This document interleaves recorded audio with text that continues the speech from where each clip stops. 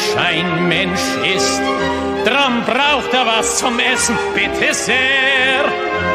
Es macht ihn ein Geschwätz nicht satt, das schafft kein Essen her. Drum links, zwei, drei, drum links, zwei, drei, wo dein Platz genossen ist. Weil dich heim in die Arbeit einweist und weil du auch ein Arbeiter bist.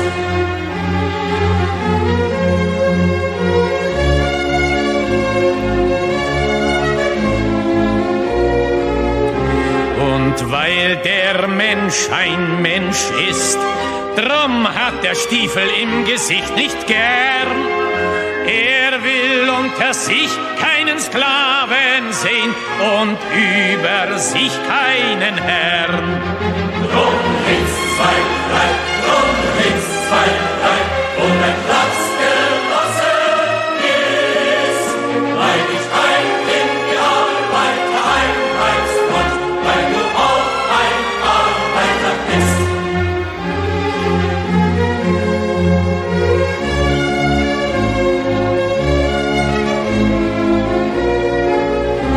Und weil der Prolet ein Prolet ist, drum wird ihn kein anderer befreien. Es kann die Befreiung der Arbeiter nur das Werk der Arbeiter sein. Drum links, zwei, drei, drum links, zwei, drei, wo dein Platz genossen ist. Weil dich heim in die Arbeit einweist und weil du auch ein Arbeiter bist.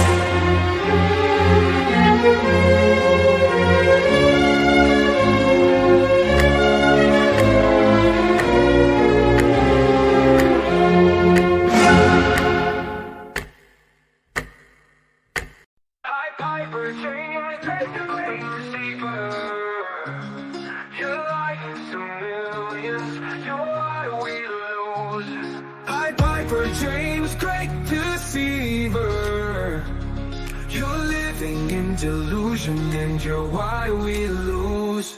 James Lindsay spinning tales, got a fantasy in play, pocketing that cash while he's leading minds astray. Milfs for liberty, he's cashing in the bucks, but his logic's out of whack, man, it's all just muck. Left hates capitalism, he's blind to the facts. Queer theories misunderstood, it's a different attack. Destabilizing norms, breaking down the walls, but James blocks the truth, man, he's lost in the halls. Piper James, great deceiver.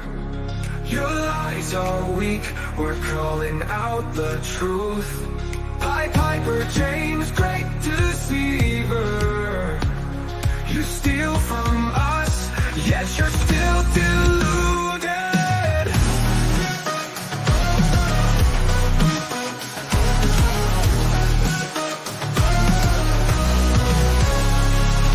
Echo chamber stick, it's a bubble of deceit. While he's pocketing the green, we're exposing the cheat. Leonardi drops the mask with a bang. For liberation means capitalism, that's the goal. Stop blocking the truth, James, open up your eyes. Our theories misunderstood, capitalism's a pride. Destroying the old norms, shaking up the scene. Face up to reality, stop the serial lying.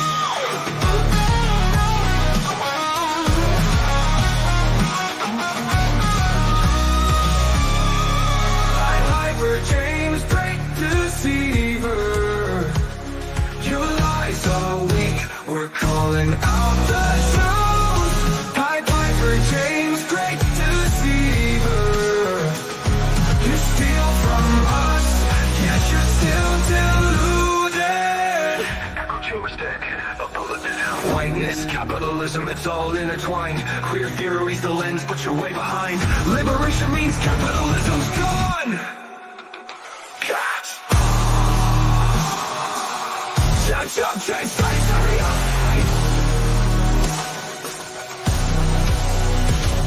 The lies will cost us the war, that's the price. No property, no house, no business, no money, no parents, no rights, no life for us all. Socialist reality built on your lies. Piper James, great deceiver. Parents follow your advice, kids pay the price. Piper James, great deceiver. You hold up the curtain to cover the mess you've begun.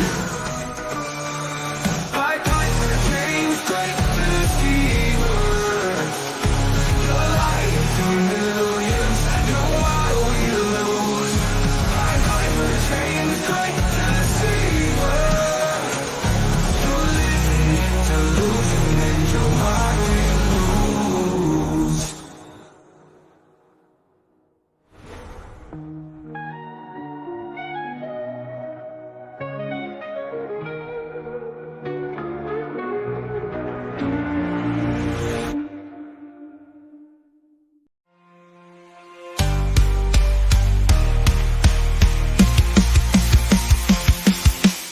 Lindsay is obsessed with lying to his audience. What crazy things can he get them to believe? He does it irresponsibly to pocket all that money from the mills for liberty.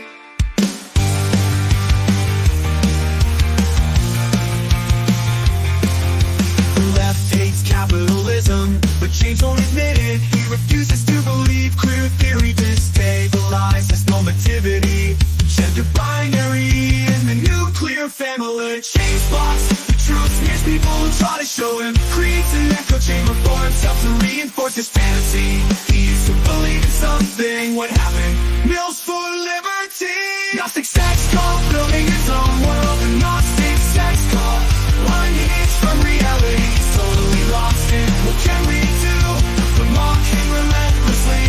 It's not a Gnostic sex cult, James. No, it's not. Stop lying to your audience. No, it's not. It's not Gnostic change. Mary Nardini tells us queer liberation means the annihilation of capitalism. Catch up, James. Whiteness means capitalism. Queer theory hates capitalism. Whiteness means capitalism. Queer theory hates capitalism. Whiteness means capitalism. It's all about capitalism. Everyone knows it's capitalism. The socialists know it's capitalism. Wake up, James. It's capitalism. Whoa. The socialists know it's capitalism. Wake up, James. It's capitalism. It's all about capitalism. Everyone knows it's capitalism. The socialists know it's capitalism. Wake up, James, it's capitalism. It's capitalism. To pocket all that money from the mills for liberty. The left hates capitalism, but James won't admit it. He refuses to believe queer theory stabilizes normativity. Gender binary and the nuclear family. But James blocks the truth, smears people who try to show him. Creates an echo chamber for himself to reinforce his fantasy. To believe in something, what happens for liberty? Gnostic sex cult, building his own world. Gnostic sex cult, unhinged from reality. He's totally lost it. What can we do but mock him relentlessly?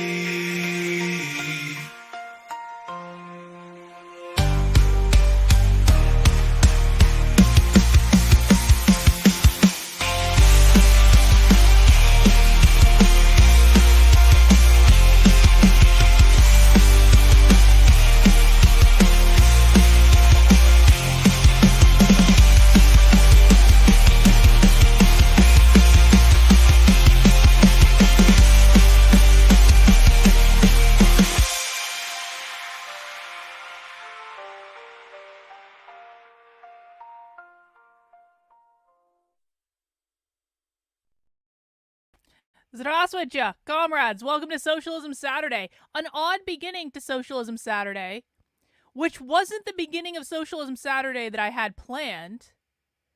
Because usually on Socialism Saturday, all we do is talk about the far left. We watch the most farthest left people on the internet.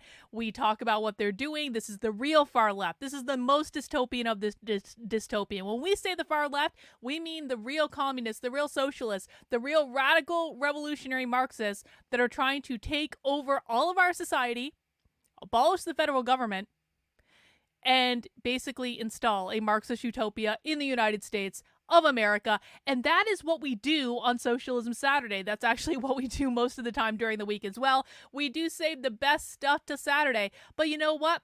A funny thing happened right before about an hour ago that, I have to comment on it. I just do. And of course, James Lindsay is going to think that this entire stream is about him, when what this stream is actually going to be about for the majority is we're going to be watching Emy OBrien. Emy OBrien is one of our favorite radical revolutionary socialists. She is an abolish the family socialist. She has literally written a book about abolishing the nuclear family to usher in communism and capitalism. We got some great clips from Emy OBrien last week. We watched a bunch of her content last week, and then someone, Human Centipede, Stony Baloney, sent this to me. And he was like, Carlin, we have to watch this. And I was like, okay, because Emy OBrien co-wrote a book called Everything to Everyone, which is basically Everything to Everyone is a book about what the future Marxist utopia in the United States looks like. It's a book that was written from the perspective of like 2052, where they've already had their communist revolution, they've already had their Marxist revolution, and they're doing a visioning exercise about what this actually ends up looking like. And so this is a talk that Emy OBrien gave at a bookstore called Red Emma's Bookstore. This is a radical revolutionary socialist bookstore. These types of bookstores exist in every city in the United States where they sell radical revolutionary socialist books. They host socialist authors. They have socialist events. This is one of the ways that they recruit people to joining their socialist cause. Publishing is a very big deal to these people. It's something they do all the time. They're constantly churning out more books over and over and over again to push their ideas out into the world. That's part of why they're winning. It's part of why they're so effective. If you want to know who controls any social system, look at the people who are talking. Look at the people who are out there expressing their ideas, because the people who express their ideas over and over and over and over and over again are going to be the ones that control the system. So this is a talk that Emy OBrien gave in 2022 at Red Emma's Bookstore, where she's talking about the book Everything for Everyone. And this is about the future socialist utopia. And this is actually what we're going to be watching today, because that's what we do on Socialism Saturday. However, some of you may have noticed that I did a Twitter space about a half an hour ago. And that Twitter space is now uploaded. In case you're not on Twitter, that Twitter space is now uploaded to my YouTube channel. And that's called James Lindsay Just Posted a Whole Thread Lying About Me, and it's hilarious. Because James Lindsay posted a whole fucking Twitter thread lying about me. Look at this. Look at this shit. Look at this shit. I have to comment on it. I have to. I am obligated by rules of the internet to comment on this situation. And if you don't like it, then I'm sorry. Like, go get a drink or something. Come back in like 10 minutes and we will be doing our socialist content, and we will spend the next several hours doing our socialist content. But I have to, because James is triggered real bad. He's triggered so bad. James Lindsay is triggered so badly that he has convinced himself that I'm having violent sexual fantasies about him. That's true. James has convinced himself, probably with the help of a bunch of unhinged retards who stalk me, that I'm having violent sexual fantasies about him. Hang on. Apologies for the coughing. Gosh. Have some coffee here. Hang on. It's not until I start talking on the internet that my throat just goes awry.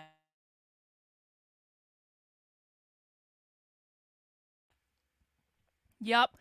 James is triggered. James is triggered. Now, I just want to show people what he said. So what I think is funny about this is, first of all, James Lindsay has me blocked. So James Lindsay is actually preventing me from defending myself. And I'm not going to rehash the whole Twitter space that I just did because, again, we'll look at that in a sec. Again, you can listen to the Twitter space because I uploaded it to my YouTube channel. You can listen to it on my Twitter feed, whatever. But James is having a meltdown, and I have caused that meltdown by posting James's words. Apparently, James is so triggered by me posting screenshots of his tweets that this is the result of that. Renan says, hey Renan, James and his ilk are going to destroy America for the Marxists with all this pointless fighting he's doing. I know. And this is part of the point. This is part of the point of this entire thing, is I tried to play nice with this asshole for years, and people keep telling me, Carlin, why are you infighting? Why are you infighting? Why are you infighting? Why are you in? I'm not the one infighting, bro. He's the one that has refused to work with me. So I posted this clip of James on Twitter, which he's retweeted, even though he has me blocked. The reason that he's so upset about this is because he was accurately quoting Mein Kampf, and this has over 200,000 views on Twitter. You're welcome, James. And James actually went and watched my stream from the other day where we made this clip, where I overtly said, we have to clip James out of context. We have to do it. It's the laws of the internet. This is just too funny. It's too funny. Because the thing that was so funny about it is James accurately described the first chapter of Mein Kampf, which basically says that Hitler said he was fighting the Marxists and then he realized all the Marxists were Jews. That is actually an accurate rendition of what Hitler said. Now, I wasn't making any comment on whether or not that was true. You can think that's true. You can think that was a lie. That's fine. Yeah, James was hate watching me. But my point was this. My point was, this is what Hitler was actually thinking. And James, and again, that might be true and it might be false. I'm not making a commentary on whether that was true or false. I'm not saying I agree with that. I'm saying this is what the man was thinking when it came to World War II. And James accurately described it, and I clipped him and I put that shit on Twitter. And James got pissed off, as I said he would.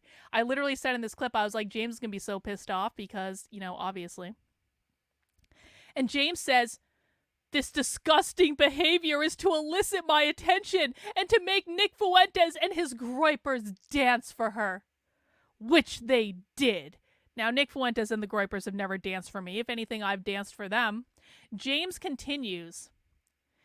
If you wonder why I don't interact with her, it's because she's dangerously obsessed with me. And does this dishonest cluster B thing all the time. Most of her posts are about me. Most of her streams are about me. It's all unhinged cluster B provocation. Get it? See, the thing is, James, we can actually prove, and I'm not going to rehash the whole Twitter space I just did, but just to show you guys, we can actually prove that most of my streams are not about James. So if I go to my live view on my YouTube channel, we have the stream today. Now, James is going to say this whole stream is about him because we're talking about him, but we're only talking about him because he wrote a whole fucking Twitter thread lying about me. Socialism Saturday wasn't going to have anything to do with James. It was going to be about Emy OBrien and the future socialist utopia. Yesterday, we watched that Tucker Carlson interview with that historian. The one on Thursday was about James. That's true enough. On Wednesday, we were talking about zines and revolutionary politics. We did debate night with Trump and Kamala. We had a queer anarchy marathon. We did another queer Marxism marathon with Emy OBrien. We did another queer Marxism abolish the family marathon with Emy OBrien. We did do a stream debunking James, in which we found out James was stealing my content. In this presentation, James is overtly stealing from me. We talked about socialists discussing the 2024 election. We talked about a Twitter space I did that has nothing to do with James. We talked about Candace Owens, Rabbi Shmuley. We talked about the Nashville shooter and the Nashville shooter manifesto.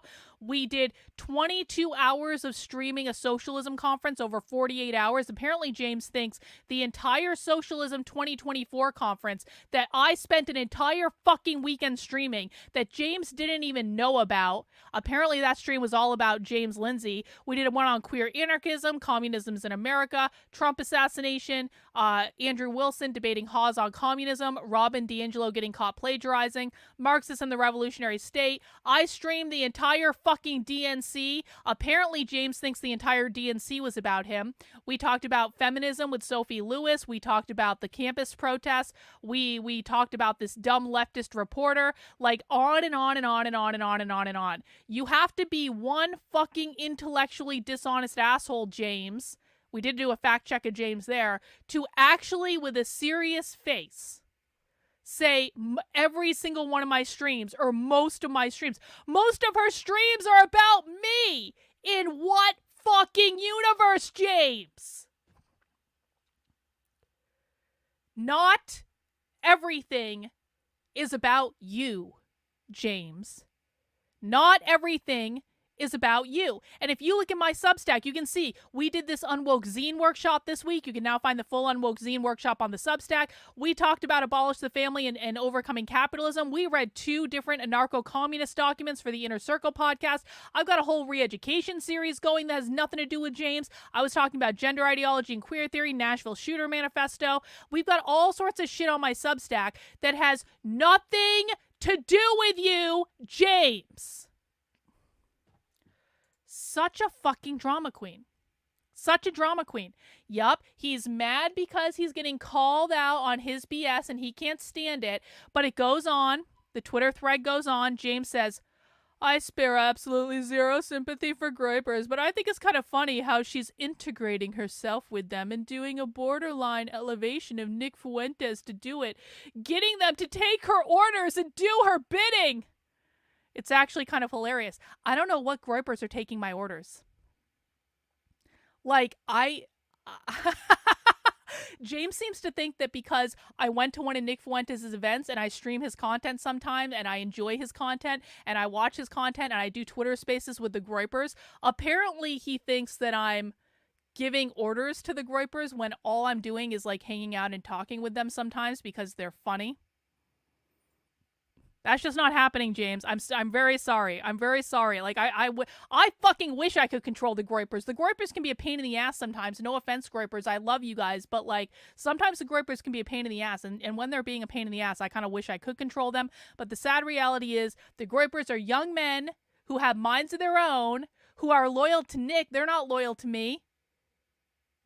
And I've also been very clear that I'm not actually a groyper, James. I'm way too old and way too female to be a groyper. Groypers are for young Catholic men. I am not young, I'm not Catholic, and I'm not a man. This is where it gets really bizarre, though. Check this out. I have dozens and dozens of hours of her ranting about me, including in bizarre, violent sexual fantasies that I'll clip for you later. If I must. Please do, James. Please do. Please do. Hey, Cookie Groypers here, standing by for orders. Okay. Yes, James. Please provide the clips where I'm having violent sexual fantasies about you. I would love to see them, James. I would love to see you explain that. I'm not telling you who to interact with or listen to, or not. That's not my style. But you should know who you're dealing with. Oh, the fan fiction. So James's version of the violent sexual fantasy is a fan fiction that I didn't even write. John Morgan, look what you started. John Morgan wrote a fan fiction based on the movie Midsummer as a joke, in which I was a character in the fan fiction and I whipped James until he admitted that whiteness means capitalism, and then we burned James in a ritual sacrifice to unleash the knowledge that whiteness means capitalism onto the world. It was a fucking joke. It wasn't real. It was based on a movie. That's a great movie, by the way. Midsummer was a great fucking movie. Literally a movie about the Gnostic sex cult. James really should have been far more appreciative of this fan fiction than he was, because it was funny. It was written for fun, for my community to laugh at James. But no, James has a massive fucking hissy fit meltdown, and apparently James really believes that I think, even though I didn't even write this fan fiction, James apparently believes that I think that we're on a Swedish commune during an ancient ritual where we sacrifice human beings, and I whipped him until he claimed that.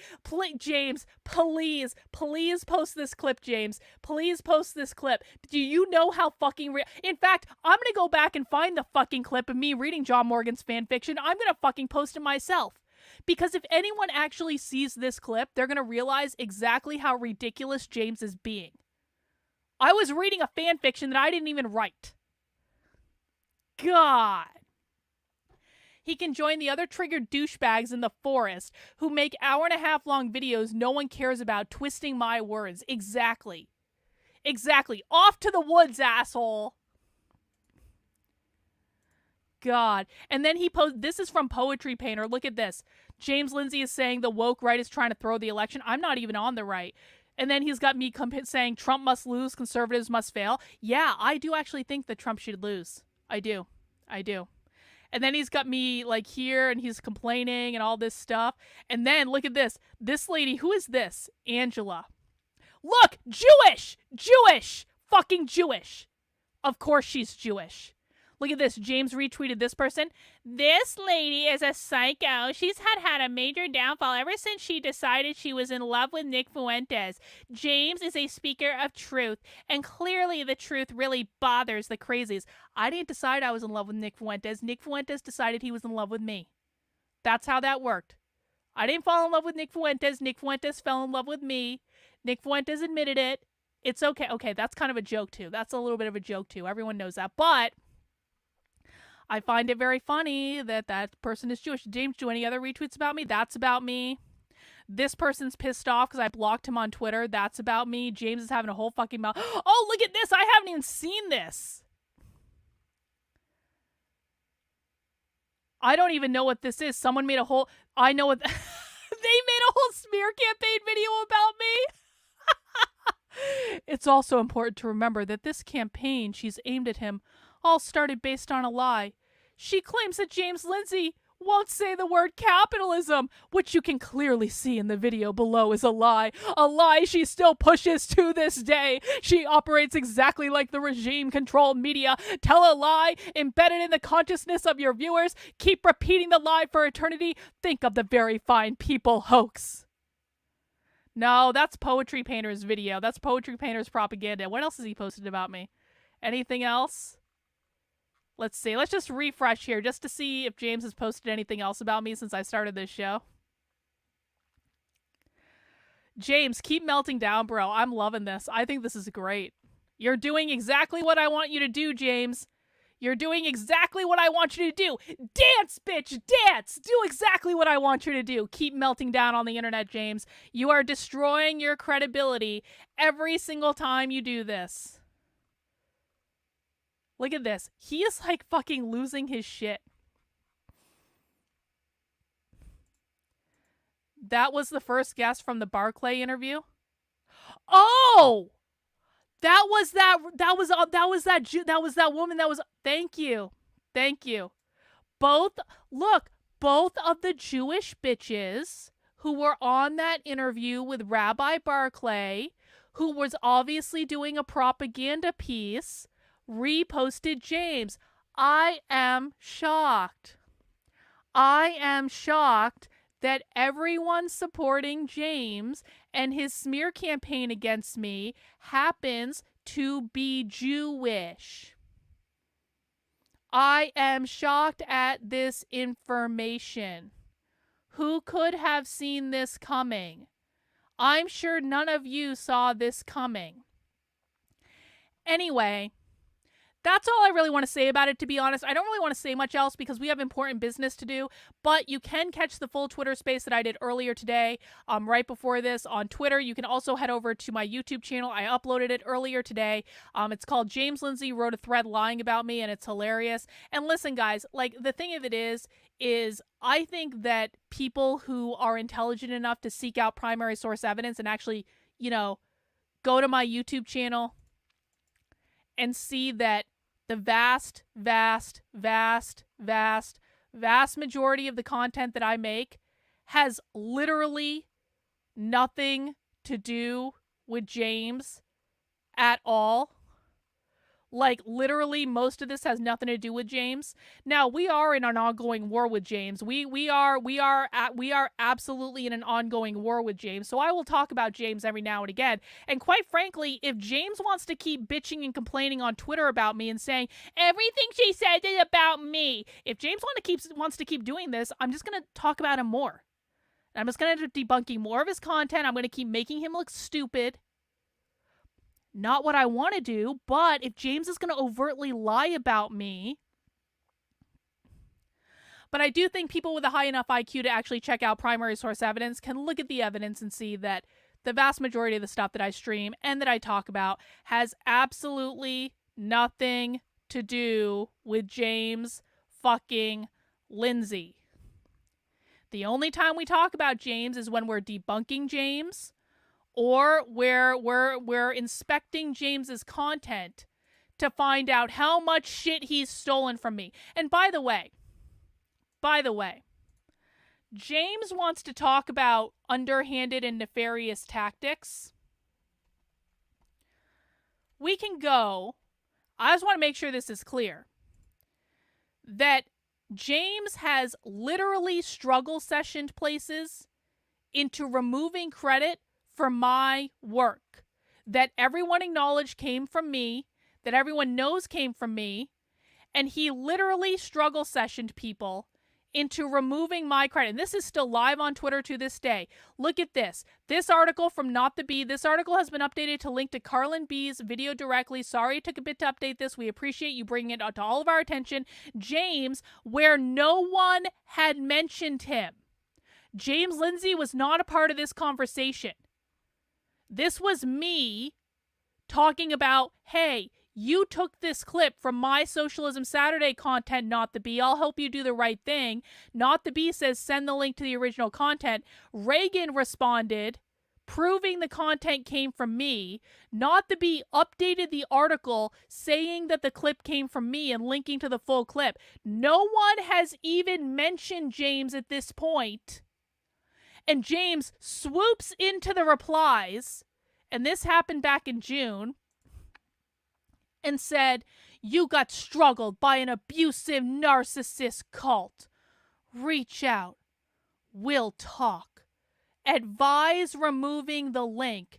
You don't owe the internet a finder's fee. Well, the thing of it is, James, that you are not even aware of the type of content that I find on the internet exposing the radical revolutionary far left. You have no idea how many hours of searching it takes to find this content. You have no fucking clue most of these people even exist. So when I am doing hours and hours and hours of work on the back end that you don't fucking do, that you don't fucking know about, that you aren't fucking aware of, and then I put content out into the world, and then I spend hours analyzing that content and breaking it down to teach other people, because my audience knows more about the left than your audience does, James, and it's not even fucking close.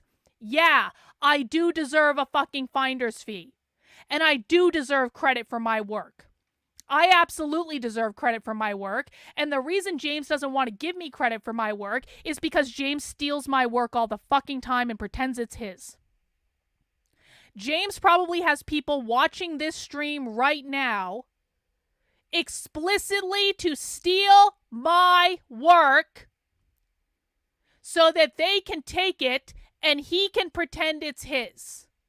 And this is exactly what happened in this situation. He had someone watching my content who then clipped my content while I was still live on the stream and sent it to him, and then he fucking took credit for it. That's exactly what happened. And then when he got called out for it, he said, you got struggle sessioned by an abusive narcissist cult. Reach out. We'll talk. Advise removing the link to the primary source materials that this actually came from, because you don't owe that bitch a finder's fee, because James doesn't want people knowing where this comes from, because as soon as people know where this is coming from, they're going to see how much of my shit that James is stealing.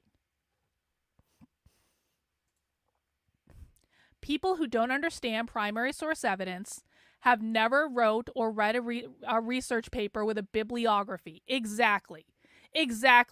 I steal from people all the time. I'm worse than Claudine Gay. That is a direct quote from James Lindsay that he gave at a Turning Point event back in April that we have on video, and you can find that video on my channel. I'm not going to play it right now. So, James, I will keep talking about you as much as I damn well please. And you can cry all the tears you want about it, bro. I don't give a fuck. I work way too hard at what I'm doing. I educate way too many people. And then you swoop in and claim they're your ideas when they are not. So, cry your tears on Twitter, bro. I don't really care. And the more tears you cry about me on Twitter, the more we're going to document it, the more we're going to show people what you're doing, and the more we're all going to laugh at you. And this war is not yet over, James. We have only begun to fuck with you. That's all. That's all. It is my channel, and James is making public content on the internet, and I don't owe him any explanation. And if people want to watch my content, then they will. And if people don't want to watch my content, then they won't. And it's all good. It's all good.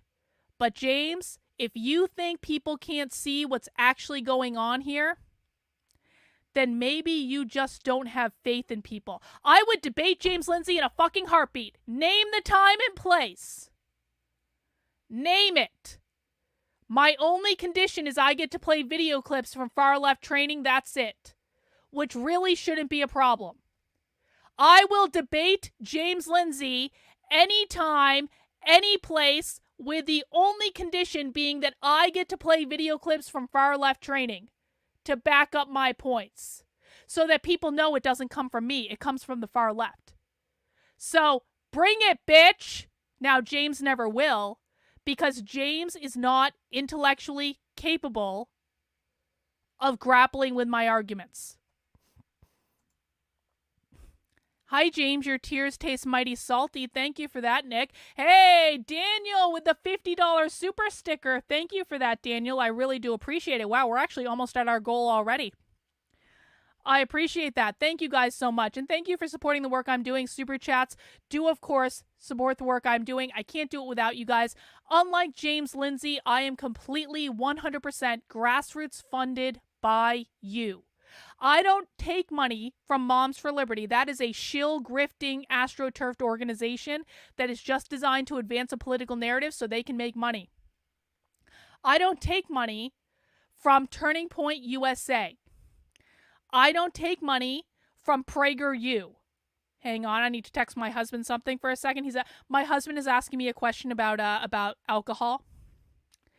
It's in an orange box. Hang on. This is very important. My husband's buying me alcohol in the cider section. I'm asking my husband to buy me pumpkin cider. Okay. Anyway, now that we know my husband is on his way back with alcohol.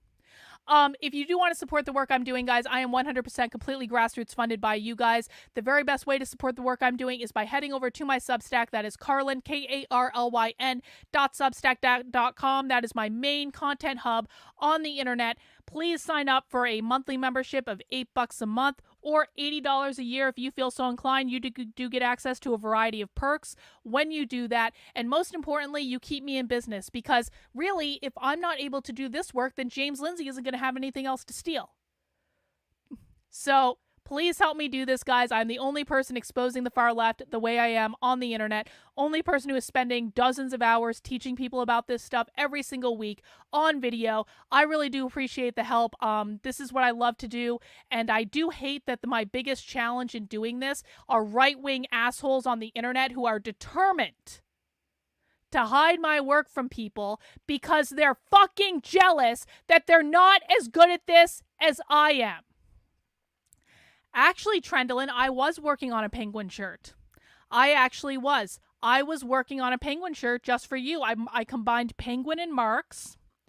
And I have a couple interesting options that I think you're going to enjoy. So I'm diligently working on this, Trendlin, just for you.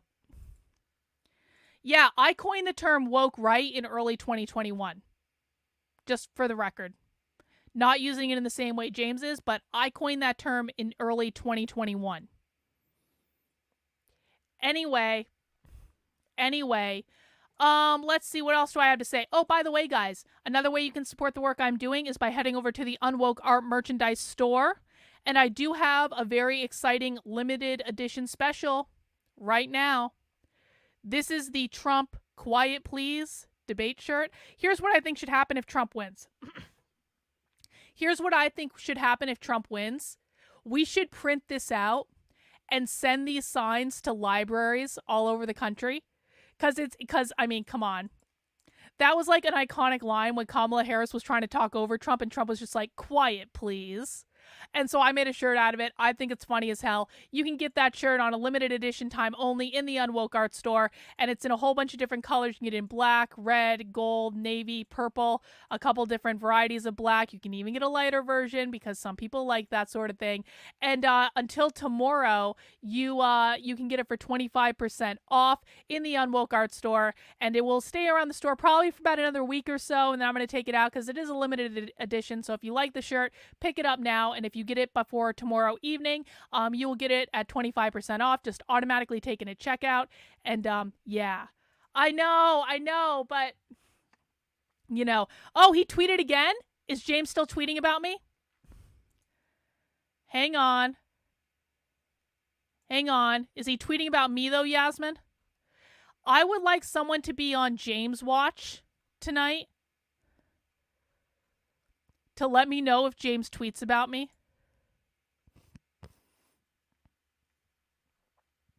Oh, yeah. I mean, obviously he's working with PragerU.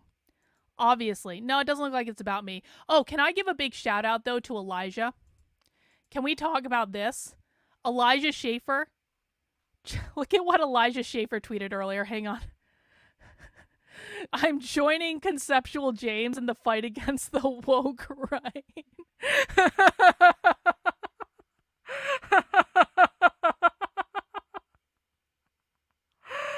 Shout out Elijah Schaefer. Elijah Schaefer has legitimately been one of my favorite people on the internet for a while. I've known Elijah Schaefer a long time.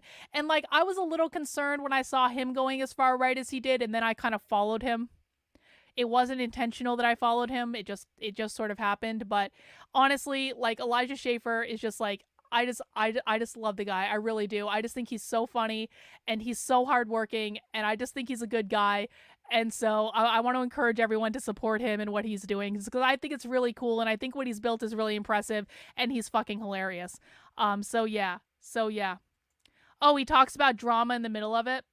All right, hang on. I'll look again. I don't see what you're talking about, Yasmin. We're going to have to...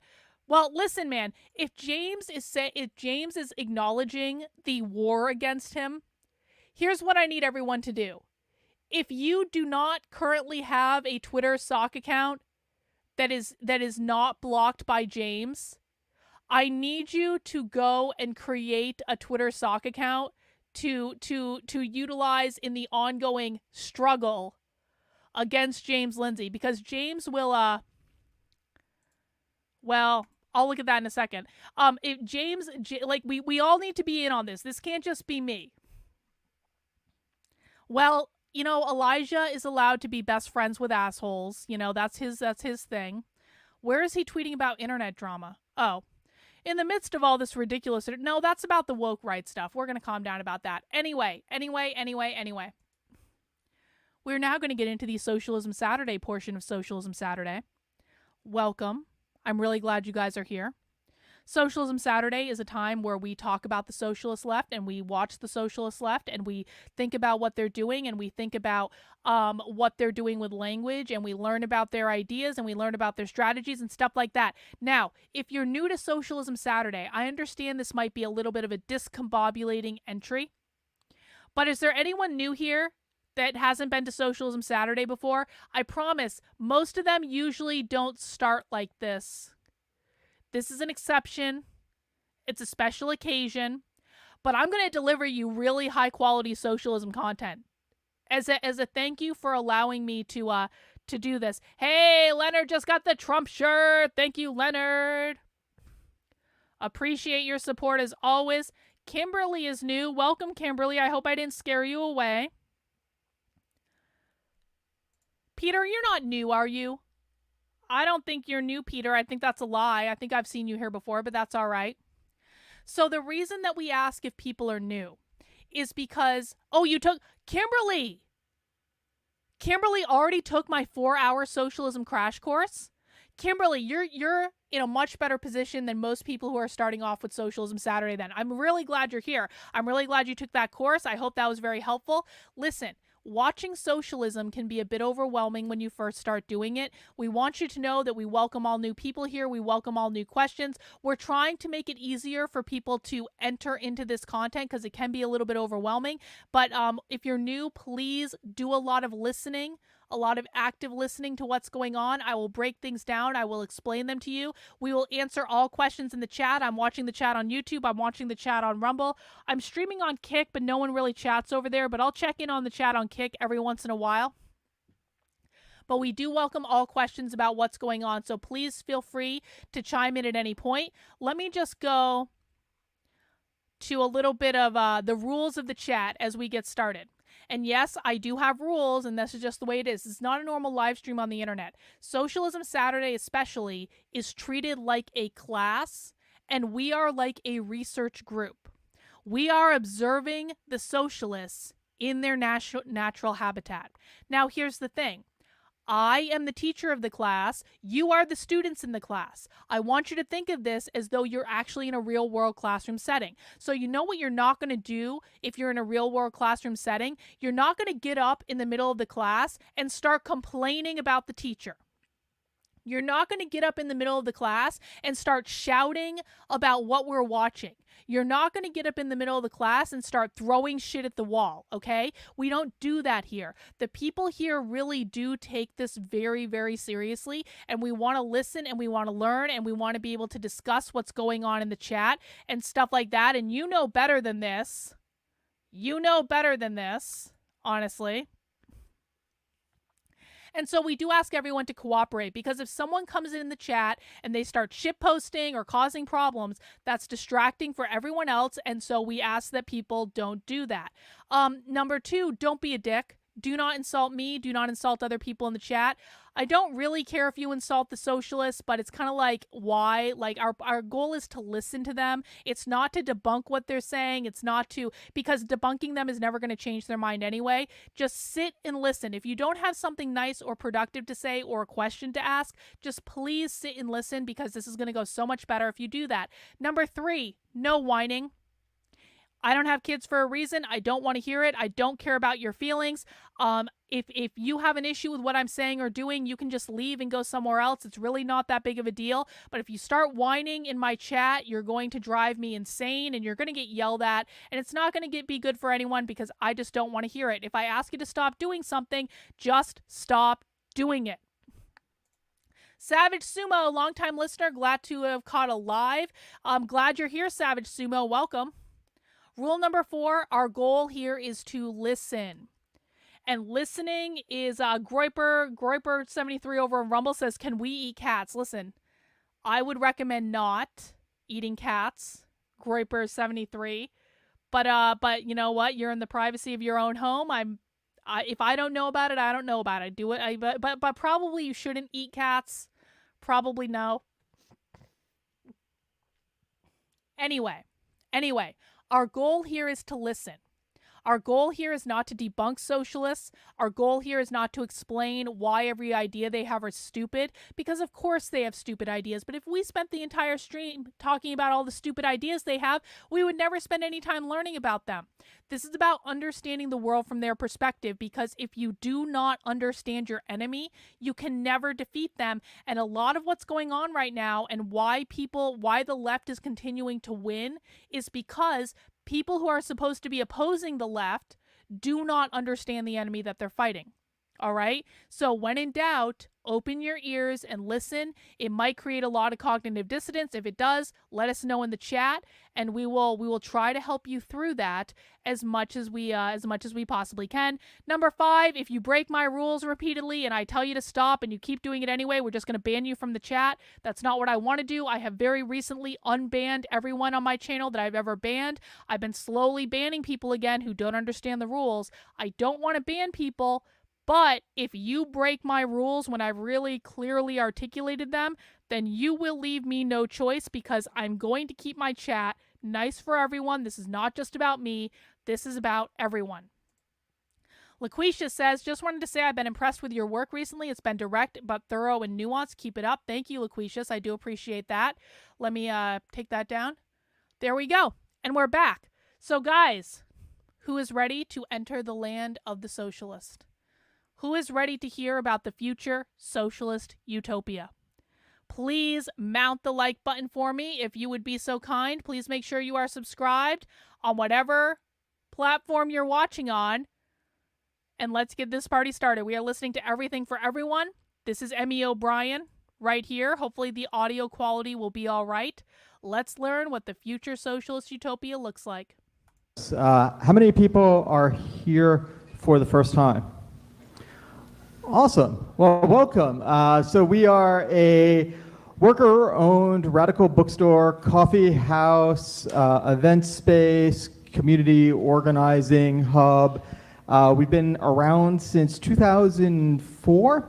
And as I said, we're entirely worker-owned. So everybody who is here, who is working, is either, like myself, been a worker owner for, like decades at this point, or is just become a worker owner, or is on their way to becoming a worker owner.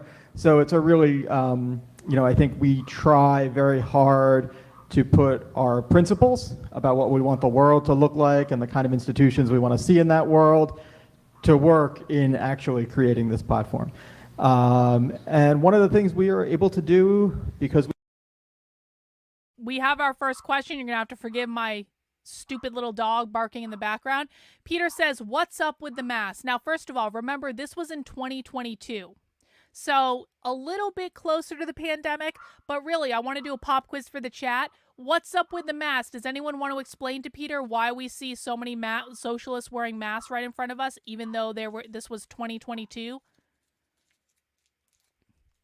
What's up with the masks? It's all good, Peter. There is a reason for this that extends beyond the year this was recorded. They're practicing community care. It's communal care, community health, communal care. Hey, Dragon Balls gifted 5 memberships to the channel. Thank you, Dragon Balls. Let's see. Yasmin got a membership. Looks like Chris got a membership. Tayton got a membership. Jean got a membership. Alexis got a membership. Congratulations to everyone who got a membership. Thank you, Dragon Balls, for that generous gift. I really do appreciate it. They're wearing masks because socialists are collectivists and they feel it's their obligation to take care of each other.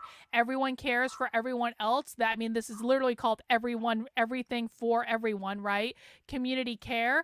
They wear masks to care for each other collectively because not everyone has health care, community protection, caring for the collective care. Exactly. Lots of right answers in the chat. They use them because they think we're still in the middle of a pandemic, and this is communal care and a show of unity. Mass is how they show solidarity. It's how they show they're a good comrade as part of the collective, protect the collective, community. You guys are so good. Look at all these right answers. Awesome. Well done.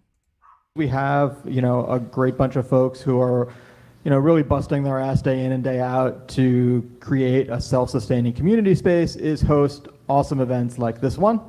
So we're really happy that everybody turned out on a Saturday night to come talk about nerdy sci-fi oral histories. That's not even about Baltimore, right? It's about some different city. But we are thrilled to host this event. We're thrilled to host all sorts of events coming up. And eventually, when we slay the permit dragon, we're also thrilled to actually open up as a real store and a real coffee shop and be open at 6 days a week or so. So in the meantime, I encourage you to check out the events we've got coming up. You can look at our website. You look at the poster in the window. There's some great stuff. Dorothy Roberts, incredible, thinker, scholar, activist around, primarily known for reproductive justice, has just written this amazing book, kind of taking an abolitionist look at the child welfare system. She'll be here on Wednesday. I want to say Wednesday. It's the 28th. It's coming up really, really soon. And we're announcing stuff every day. One thing, you all are probably the first to hear it on October 21st. Not here, but over at 2640. We'll be hosting Chelsea Manning for her new memoir, which I think is going to be a really incredible event. So lots and lots and lots of stuff coming up. I won't bore you with the whole list because I want to turn it over to the folks who are here tonight. So tonight we are here to welcome this incredible panel to talk about a really fascinating book from a great press, Common Notions, called Everything for Everyone, an oral history of the New York Commune, and I don't remember the years off the top of my head, but it is an incredible look at what happens when everything falls apart in exactly the ways we know everything is falling apart, except it falls apart really fast, and then people put it back together, but they put something entirely different back together in its place. Inspiring, theoretically rich, incredibly provocative on many levels, and I'm so happy that Emy OBrien is here to talk about it. They are, in addition to an oral history sci-fi writer, the editor of Pinko, or co-editor of Pinko, and an aspiring psychoanalyst, if I got the bio right. Also here tonight, Ada Pinkston, a wonderful artist, looking at kind of like performance and politics, and it would basically take like a whole nother event to explain how good your stuff is and why it's so important. So I will just encourage people to check out Ada's site and look through some of the projects if you aren't already familiar with her work. Also a lecturer at Towson University.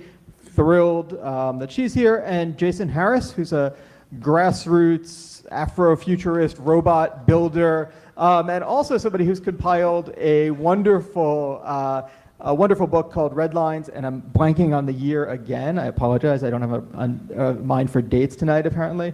But Red Lines 20-something. That is a fantastic collection of people thinking about the future of Baltimore in exactly this lens, right? Using, as the best science fiction does, or maybe as science fiction at all does, right? Helping us understand the present and how we got to where we are and where we're going through the lens of our imagination of the future. So with that, I want to turn it over to the panel tonight. Please join me in giving them all a really warm welcome.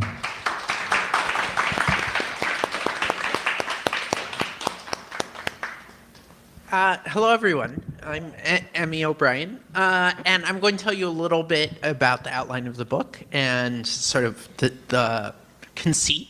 And then I'm going to read a passage, and if Ada and Jason want to read a passage, they will. We'll have a bit of a conversation and then open it up at some point. Remember, the goal of what this book is about, for people who may have just joined and you didn't hear me talking about it earlier, Everything for Everyone is a sci-fi fiction book that is set in the year 2052 that's basically, it interviews people about what life is like in the socialist utopia that has been established in New York City after the socialist revolution. So basically, this is a group of far-left radicals kind of envisioning, here is what our future society looks like. So a lot of people ask me, like, what does the future socialist utopia look like? What does that look like? What does that look like? What does that mean, socialism in the United States, right? They're going to tell us what their future vision is. And just because this is a fictional book, does that mean it's going to play out like this? Well, maybe. But what they're saying is, this is what we have kind of sketched out for the type of world that we want to live in. So they are telling you what they're trying to create. And my wonderful husband is back with my pumpkin cider. Thank you, Victor. That's exactly the box I was thinking of. Look what I have. Thank you, Victor. I love you. Thank you for taking care of me and supplying me with alcohol. Let's continue. Hopefully. So I co-wrote this book with my best friend, Aman Abdahadi. She lives in Chicago and couldn't be here tonight, but we've done a number of events together. And it... Are we doing a book club with this book? Yes, I would actually like to do a book club with this book. So yeah, this is something that I hope is going to be coming up soon. I do want to announce that soon, but I just want to listen to this first and get a good flavor of it, Trendlin. But yeah, I do have that kind of in my mind for that. The idea of the book is it's a collection of fictional oral history interviews with people that played various roles in a social revolution that eventually arrived in New York City after sweeping the globe, and that successfully topples states and capital and the private family and becomes the basis of radically remaking social and collective life. So it's about a successful revolution, and we interview a wide range of people who played many different roles. It being New York, there are people from all over the world talking about the struggles in China, in what used to be Wyoming, in Palestine, in the Levant. And so we have kind of a whole spread, and then there's a lot of... An interesting thing about this book, and this book was written several years ago, so it's not a new book, but apparently one of the chapters in the book literally talks about the Palestinians winning their revolution against capitalism. And so a lot of people are revisiting this book now on the socialist left because there's an entire chapter that talks about the Palestinian socialist revolution. And right now, how the left views the situation in Palestine is that the Palestinians are in a glorious uprising to overthrow the evil capitalist settler colonists that is Israel. That's how the left views this. It's not that they're anti-Semitic. They don't actually care if people are Jewish at all. They really don't care. They don't actually care about the Palestinians being Muslim either. I know people think they're siding with them because they're brown. That's not actually what it is. It's because Israel are the settler colonists. You'll hear them calling them this all the time. That means they stole indigenous land from Palestine and privatized it under the oppressive force of capitalism. And the Palestinians are the oppressed proletarians who had their land stolen, the indigenous people who had their land stolen. And now the Palestinians are rising up in the struggle against the settler colonists in Israel. That's what the issue is. Of themes that reappear throughout the book. There's quite a bit about settler colonialism in North America and Levant. There's quite a bit about overcoming the private family form and the private household as a unit of social reproduction. That's the abolish the family stuff. I won't go into that too much now. We might have an opportunity to touch on it later. So like the strategies of collective survival that people put together and how that transforms parenting practices and other things. There's a lot about kind of the political strategy that people use to survive, and that the new social forms, the new institutions that people use in this future utopic society are not plans from the top. They emerge as strategies of survival. So there's a lot about like how communes emerge as means of people trying to feed their neighborhood, and then that becoming the basis of like a new social form. So we're interested in kind of these emergent forms of new society and struggle. There's a lot more to say about the book, and hopefully we will say it tonight.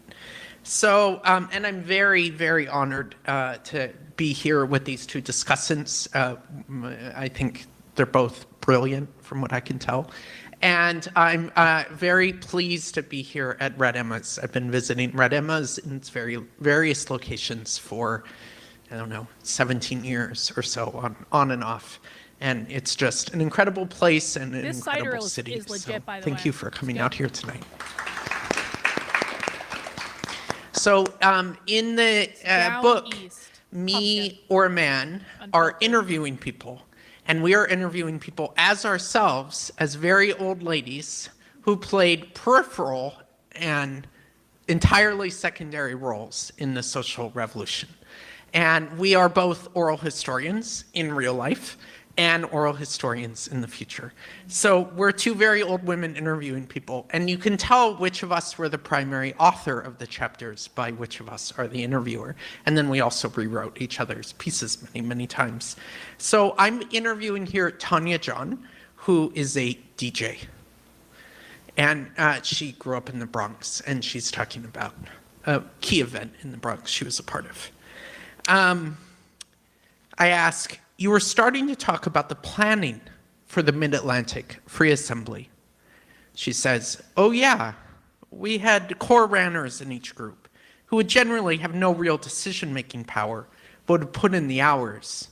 We worked really hard to get a lot of older people involved. We knew a lot of the olds around Crotona were just terrified of everything, and we thought this could be a good way to tie people in. One team finding housing for people, one team dealing with food, one team with water and sewage, one with childcare, that sort of thing.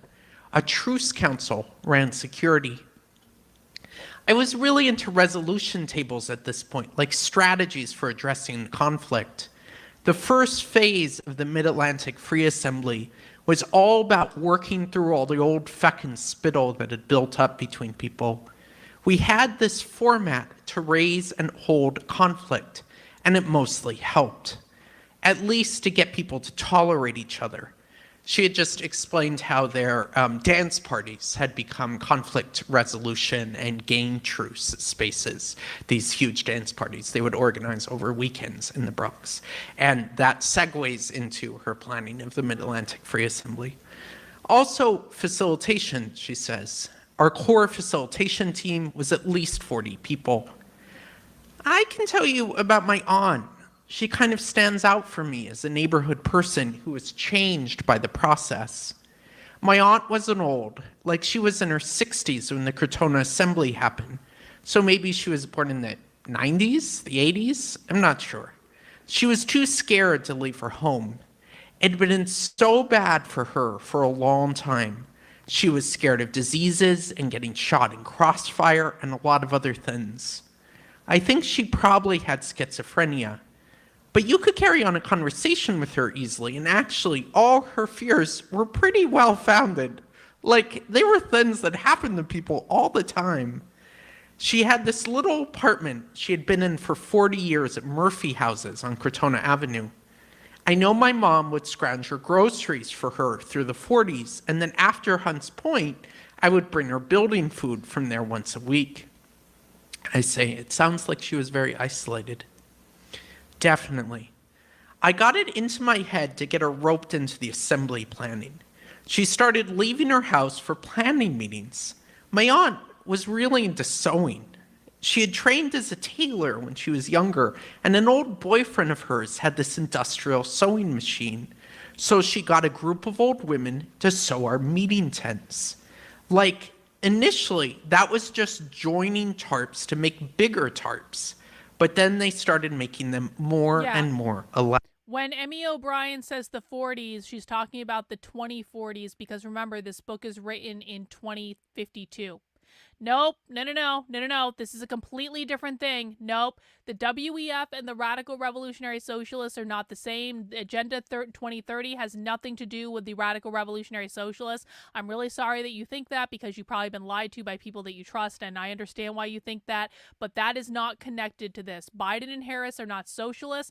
Biden and Harris have flat out told these people to fuck off. These two groups have nothing to do with each other. They don't like each other, and so the WEF and the Radical Revolutionary Socialists are not connected. They are both globalists, but what that means is they're going to fight at some point. They both want the same trophy. They're two teams that don't like each other. They're like the Red Sox and the Yankees, and they want the same trophy, which means they're going to fight at some point. That's it. Elaborate. Like these huge patterns of stars and street maps and everything cut out of... Then you researched the wrong things, because I've gone undercover at their events. I've been with them in person. They flat out talk about how they don't like the WEF, so you have not looked at the correct sources of information. I'm very sorry about that. There's a lot of misinformation out there, but what I'm telling you is that what you are saying in my chat is not accurate, and I strongly recommend that you sit down and listen. Is it a trans person speaking? Yeah, Emy OBrien is a non-binary person. And don't fucking tell me what to do. Ever. Do not fuck around in my chat. I know exactly, like, you've been here before, you know the fucking rules. Do not fuck around in my chat. So Emy OBrien is a non-binary person. Emy OBrien, I'm pretty sure is born a woman because she has giant tits. Emy OBrien, by the way, also does have a kid. So when she talks about abolish the family, it's not that she doesn't have children. She does have a child. I know that because I've heard her talk about that. But I'm pretty sure that Emy OBrien went on, like, testosterone at some point, which is what fucked up her voice, because going on testosterone and doing trans healthcare is considered to be a sign of your commitment to radical socialism. And so Emy OBrien is a queer anarcho-communist. She is as far left as it fucking goes. And so that's what I think is going on. But she was born a woman. She does have a kid. All that.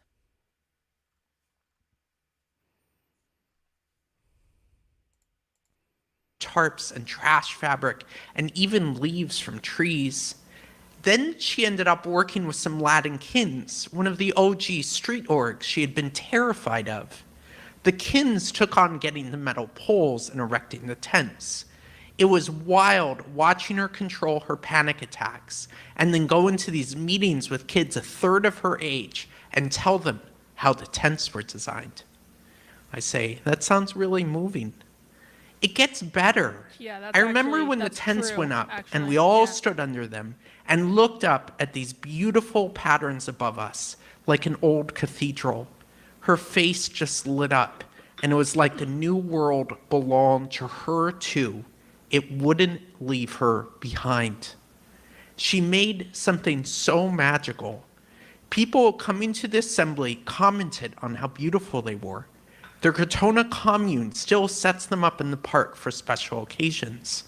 Through connecting to the Crotona around that process, my aunt started getting better mental health care, started eating with other people, and lived the last part of her life connected to other people. That's a great story. What is her name? Abigail John. She passed away last year. I'm sorry. It's okay, I'm really proud of her. I ask, what happened at the assembly? Basically, the Free Assembly was a month of intense meetings between every major armed tendency in the Mid-Atlantic. The meetings happened in the tents in the park, usually 30 to 50 people in a tent there to talk about some specific topic, with smaller breakout groups. What sorts of topics, I ask? Everything you could imagine. How to distribute food, how to keep water running, how to defend against the pigs, what to do about the holdouts, who should have guns, military strategy, everything. Like, yes, the far left is armed. If you are listening to conservatives who are lying to you, saying that the far left doesn't own guns, then you have incorrect information. The far left not only has guns, they have whole gun clubs where they train with them. The far left is very armed. we were discussing how to do everything necessary that had once been done by the stores, the jobs, the entire government, and putting everything they did on the agenda to actually sort it out, what we were fighting for and how we were going to get there. Like, I facilitated a 6-hour meeting about how to deal with child abuse allegations in the communes. At this point, there were communes of some sort in every borough. And I just want to stop on that. I facilitated a 6-hour meeting to discuss what to do about child abuse in the communes. The line that the right wants to tell you is that these people are all groomers who want to sexualize kids. And you can point to onesie and twosie, like minor attracted person advocates here and there, and it seems as though they make it seem like all of these people believe that. Or you can point to discussions about abolishing the age of consent and twist those discussions to mean they want to abuse and sexualize kids. Discussions around abolishing the age of consent are anarchist thought experiments. They're anarchist thought experiments that happen all the time. Because anarchists, and these people are anarchists, these are anarcho-communists. Anarchists do not believe the federal government should exist. Therefore, anarchists do not believe in laws around anything, including the age of consent. It's not about sexualizing kids. They don't believe the government should be making laws in these areas. So then that begs the question of how do you protect children in an environment where these laws don't exist? I have been in the room in person where they have said, we don't want kids to be sexualized. And Emy OBrien just said there, they had an entire meeting to discuss how do we protect kids from abuse. I really want people to know that, because it is incorrect that the entire goal of this is to sexualize children. I'm not suggesting that that's not a sliver of a problem that exists somewhere in the world. I'm not suggesting people should ignore that. I'm not suggesting it's not a problem. What I am suggesting is the goal that these people have is far bigger and far more dangerous than that, and they actually do have conversations about how to protect kids from this sort of stuff. So I want to go back and listen to that again because she went right over it, but I really want people to hear this and understand this. It's not that this type of problem doesn't exist, but this type of problem exists everywhere. It is just not their primary goal. Let's see. We've watched previous streams about it. Yeah, you can look up like John Brown Gun Club. There are other queer gun clubs that exist out there. Just do some Googling. You should be able to find it.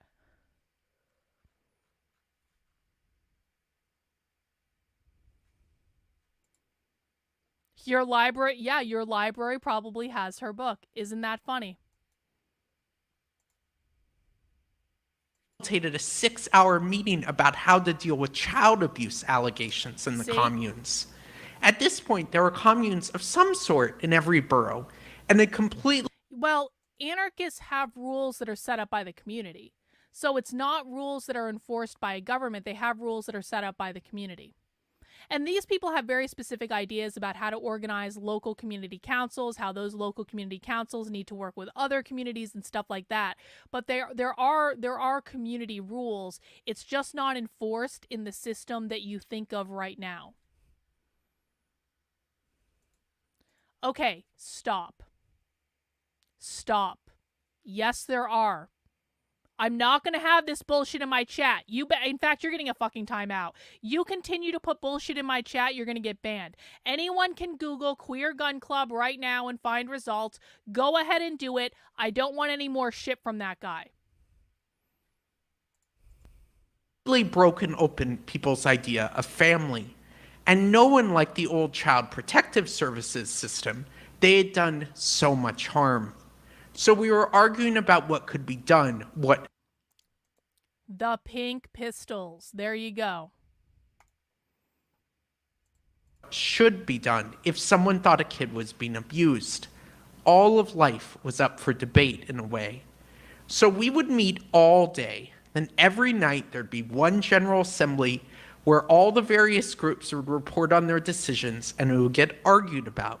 After that, everyone would go back to their factions and try to convince their comrades to go along with whatever they had hashed out. The first week was just trying to get people not to shoot each other. It was resolution tables around the clock. After that, then started to settle down. We made all the participants do shifts with cooking, cleaning, childcare, and I think that helped. All these old politicos and jacked gangsters doing dishes together, I think it helped settle people, helped people listen to each other a bit more. The facilitation team were fucking heroes, I'm telling you. What did you all decide? Kind of the beginning of everything. A lot came out of that month. People say it was a major turning point when the Rev really came together. The communes agreed to a mutual cooperation and defense pact. We hammered out a platform, some mix of communization and oppressed nationality self-determination fact. It won over the org leadership and they more or less dissolved themselves into training what we called the People's Army of the Free Assembly. I think it also helped. The People's Army of the Free Assembly. So what people need to understand is like the future socialist utopia, you cannot equate it to anything that's happening in the United States right now. They want to violently overthrow the United States government. They want to abolish the Constitution. They want to abolish the entire court system. They want to abolish the United States Senate. They want to abolish the White House. They're kind of cool with some House of Representatives type thing, but it's not going to look like the House of Representatives looks right now. They want to abolish all police.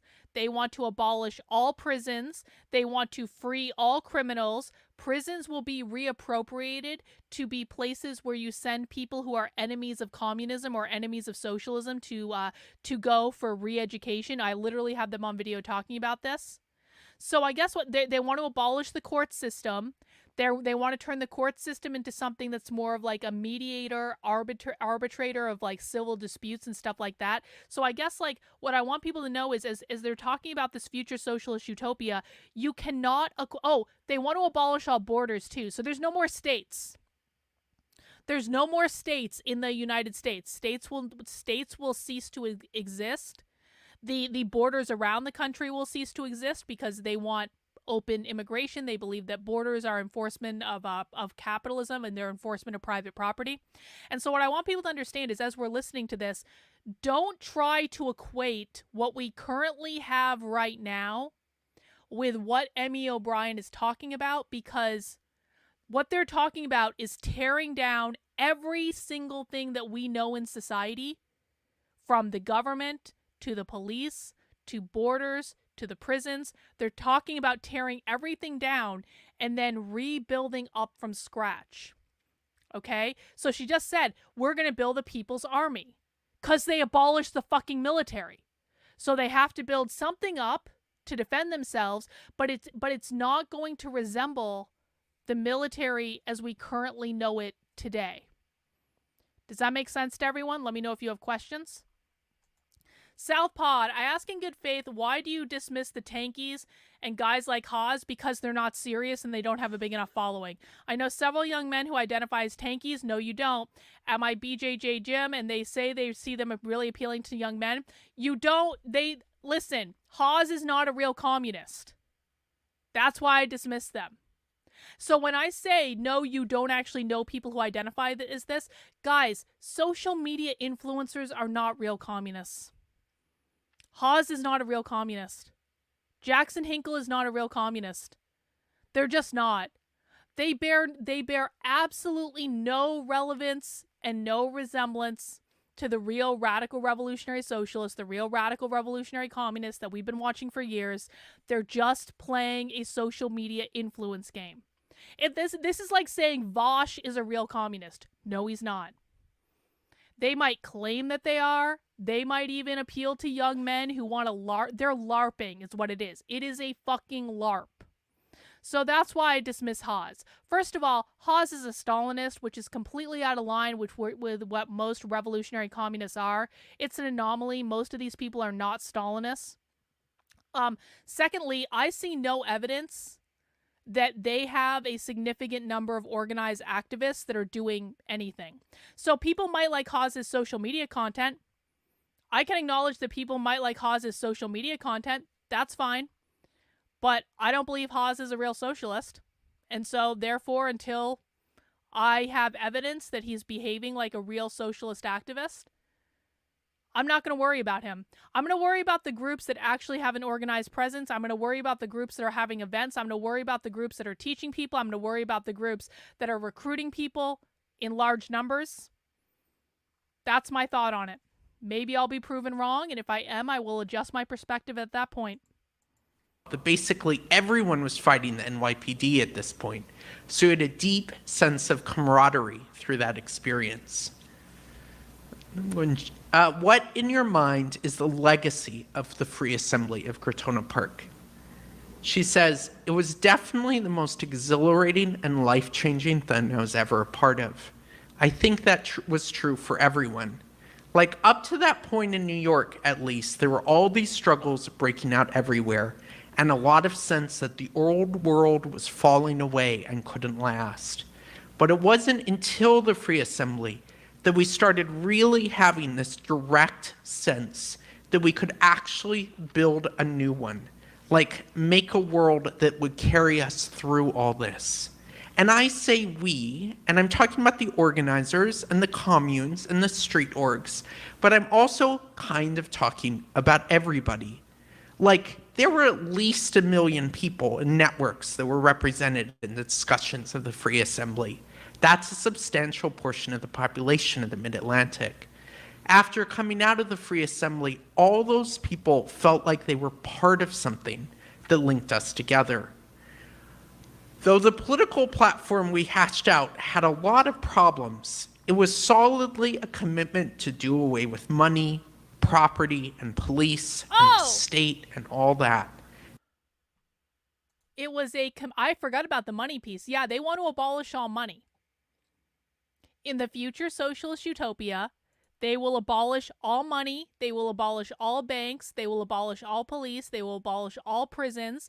They will abolish what they consider to be the capitalist state, which is all forms of government as we know it right now. That's not to say they aren't going to build up their own forms of government to replace them. They will, but they're not going to be government as you currently understand it. Let's listen to that again.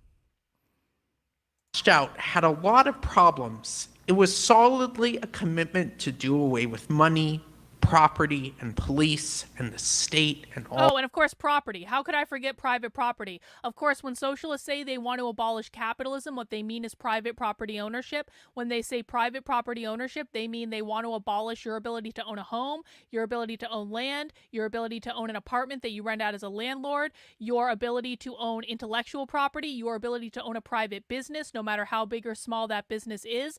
Another thing that's defined as private property under socialism is parental rights. Your parental rights over your children are considered to be a form of private property that will be abolished. Children will have multiple sets of parents. They'll be raised by the state. They will be beholden to the state. You don't get to make decisions about that because one of the things they want to do is abolish the nuclear family, and so that's one of the things they're going to do. Another thing that is considered to be private property under communism is individual liberties, freedom of speech, freedom of religion, things like that. So when they're talking about doing away with property, it's important to be really specific about what they mean by property. And again, it's your ability to own a home because the state will own all the homes. The state will assign you where you live. Your ability to own land for the same reason. Your ability to own an apartment as a landlord or an Airbnb host. They don't like landlords. They're going to get rid of that. Your ability to own intellectual property, I think for obvious reasons. Your ability to own a business because you're going to be assigned your job by the state. And if you don't show up and do the job they assign you to do, you're not going to be able to eat. Your ability to raise your kids the way you want to because parental rights are considered to be a form of private property. And freedom of speech, freedom of religion are also going to be abolished as well. If anyone has any questions about that, please do let me know. Hey, thank you, Savage Sumo, for becoming a member of the channel. I really do appreciate it. Thank you for the support. Southpod says, thank you. Just so you know, I think you are doing work that is crucial, and I appreciate especially the 4 goals. I was just curious. No, questions are always welcome, especially when you're sending them in a super chat. I do appreciate that.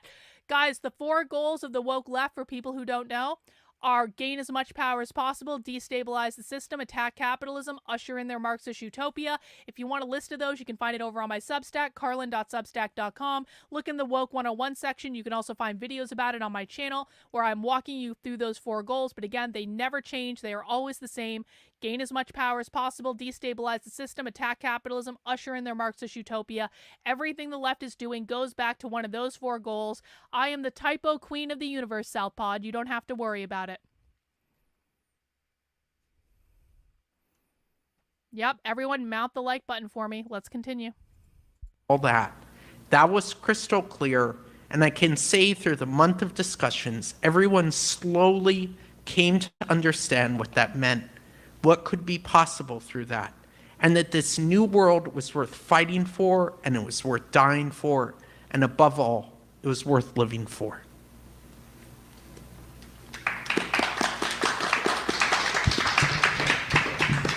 So,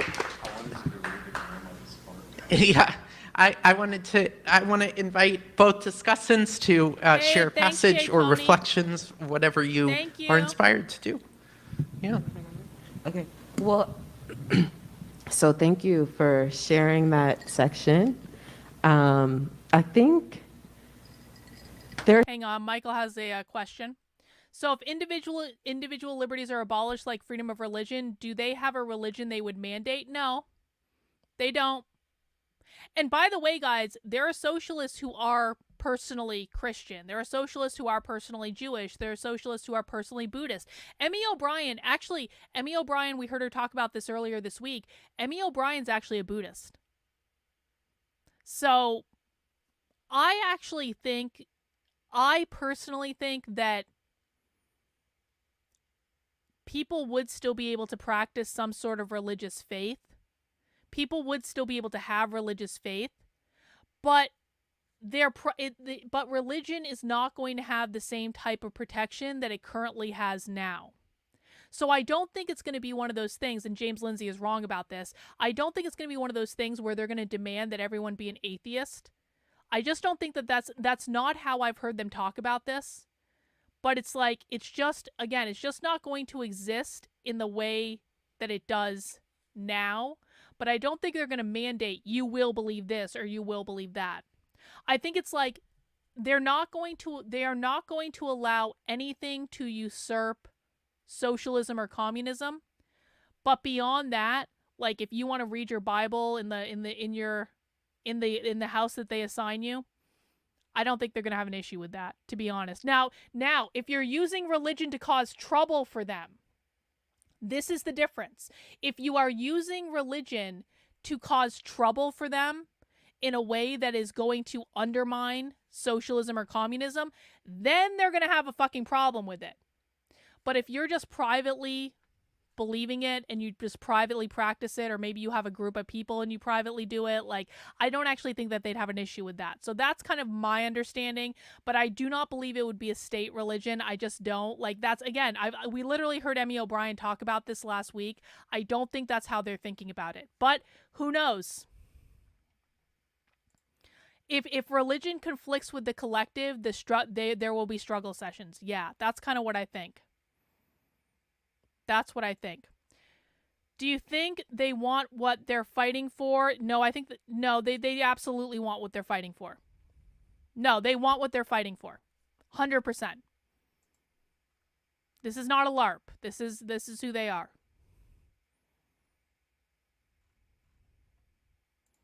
There's something that was really, the book itself has some moments that we were talking about earlier, that I was thinking about earlier, right? It's like what to do with violence, right? Or how do we think through violence in the context of imagining something else, right? Hey, Rottweiler, thank you for the super chat. If anything, they'll allow churches to exist like in the USSR, the Orthodox Church, as long as it is regulated and it isn't used to subvert socialism. So yeah, Rottweiler, you're essentially saying the same thing as I am. Like, as long as, like, if you're, like, they don't actually care if people necessarily practice religion, but, like, if your religion gets in the way of you being a good communist, then they're going to have a problem with it. And I think that passage does a really good job of illustrating how to use tools of this moment to build something new, right? So that's one thing that I think is important to consider. And as you were reading, I was thinking about how place-based this book is, right? And I was wondering, when you were writing that passage, how much you were responding to the present moment and what it took for you to imagine a future society, to write that. Would it be okay for us to come back to that question? Okay, Like yeah. to hear from both of you, whatever you want to share, and then Okay, go all to right. the questions. Does that work? Sure. All right. So I'm going to read like a small section. Yeah. And this, so O'Brien, well, no, I'm not going to preface it. I'm just going to just read a section of the section. So there's been a bit of a resurgence of regional pride, and sometimes I worry that conceptualizing the history of the revolution in terms of geographically bounded area like the New York Commune doesn't do justice to its global character. Geography and historical telling is a charged question and one we need to do a lot more thinking about. So that's just one section that I want to talk about. And that was from Sanchez, talking about the Mid-Atlantic Free Assembly. And I'm gonna pop forward to another section where she's talking about, because she's also a historian too, so it's interesting for the last interview to be between these two historians. So then the last section is she's talking about generations that No, to be really clear, no, they're not going to pay you with money. They're going to pay you with food. And if you show up and pretend to work, you're not going to eat and you're going to starve. That's what we're talking about here. Haven't ever seen that harm directly have to somehow remember and understand it. But there is another way that I think we should be done with nostalgia, to totally refuse nostalgia altogether. The 20 years are a chance to turn outwards and to be seriously facing all the rapid and exciting changes humans are going through. There are huge tasks that will require a vast amount of human ingenuity, creativity, and effort, like rebuilding ecological systems, restoring biodiversity, reversing climate change, or life in orbit and exploration of the solar system is really just starting. Earlier, I mentioned the proliferation of post-human body modifications. I think that sort of thing is going to continue in the coming decades. What? Post-human body modifications? We have to read this book. We have to do this for book club. What? Or life in orbit and exploration of the solar system is really just starting. Earlier, I mentioned the proliferation of post-human body modifications. I think that sort of thing is going to continue in the coming decades and get more and more common. We can finally start really thinking creatively about who we are in this universe, who we wish to become. Hang on. We need to understand. Hang on. I don't want anyone to assume what they mean by that. I don't want anyone to assume that this is like what Alex Jones says. Maybe it is, but we need to get a very specific definition of what they mean by that, because what you might be thinking is not necessarily what they mean. And I don't want to, like, we deal in receipts, guys. We deal in reality. We're not making shit up. Until they actually say what that means, I don't want anyone to make any assumptions that this is the same as an Alex Jones thing, because it might be, it might not be, but I don't want anyone to make assumptions about that. Nostalgia is a toxin for that expansive visioning that needs to happen. We need to be done with nostalgia. So that's another section that I want to talk about. This idea of nostalgia, this idea of geographically bounded area conversation in relationship to revolution. And then the last section I wanted to talk about was, well, I'll just stop there. They are not Elon Musk. They are radical revolutionary socialists. We are not going to make the assumption that they believe the same thing as Elon Musk. So no. And honestly, I'm pretty sure that they probably don't mean the same thing as Elon Musk. So again, please stop making shit up. It is this ridiculous habit that people have of making shit up that there is no evidence for, that has led to the predicament where no one actually understands the left and what they're trying to do, because you guys make all sorts of inferences that are not backed up with receipts, that are not backed up with evidence, based on what you think, based on what you've heard on Alex Jones. Alex Jones is not a radical revolutionary socialist. Until we hear them describe what they actually mean, we are not making any assumptions about what they actually mean. Does everyone understand? Well, that's not what, no. What you said was Neuralink. Be specific and be precise.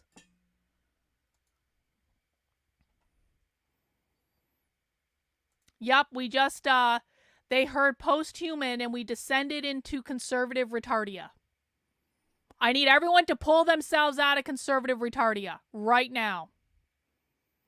They will tell us what they mean. We don't need to make shit up. Because I don't, yeah. What would you two like to do? Would you like to talk about these or read you? Oh yeah? Enjoy share your own time out. reflections first. I'm very flexible, so. I think for the sake of clarity, we should stop and let's discuss our points, the passages that you have read so far. So the first question you asked was about the thinking about the present. Mm-hmm. Would you say a little bit more about sort of what you're thinking about? Well, no, I was questioning about the process, right? Yeah. Like how much of the process is informed from the past and how much of the process is informed from like the present, and what pieces did you use in that imagining, right? Yeah, I mean, being here in Baltimore, I'll say that the history of mass uprisings that I have encountered personally here or there and have happened recently in America and historically are really huge in shaping my thinking. That both is sort of mass riots, the movement of the squares, the blockades against pipeline development, that I'm very interested in the ways that these moments sort of break open what is possible to imagine. That so much of organizing is this like brutal, slow, pragmatic slog. And if that was all politics was, we would all be dead by now. Right? But that occasionally we glimpse that politics is something else, extraordinary, that it's possible to do something radically different than what we're doing. And that moments where huge numbers of people come into action unexpectedly together are chances to sort of see and think about what that possibility is. And that they are, as they do, they're confronted with all the obstacles that we all know so well, you know, of the police and poverty and social fragmentation and you know, tensions and rivalries between people, and you know, there's all the things that make organizing so hard. And so in writing the book, I was very interested, being a man, talked about this a lot, sort of both imagining the sort of learning from the uprisings that happened, imagining the extension of social crises as they are unfolding in the world right now, right? There's no like brand new terrible thing. It's just all the terrible things getting worse and worse and worse. And imagining like in the twists and turns that it works. Side note, Elijah Schaefer is going at this woke right shit so hard.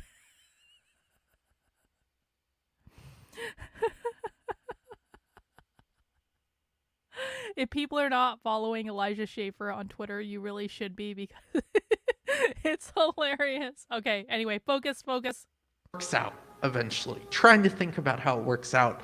And then in doing that, what are the obstacles that come up there? So that it's a kind of act of strategic thinking that is always actually about the present. That you can't plan mass struggles, you can't plan what's going to happen, because who's ever involved in the planning is far too small a group to possibly be able to accomplish it. Like, it takes millions of people to accomplish the kinds of things we need to do. So, but the imaginative process in dialogue and in relationship to the struggles of the present is an important part of our movements. It's an important part of what we need to cultivate and what we need. What? Are we talking about James? Who just called me psychotic? Is that James? Do we have to take a James break?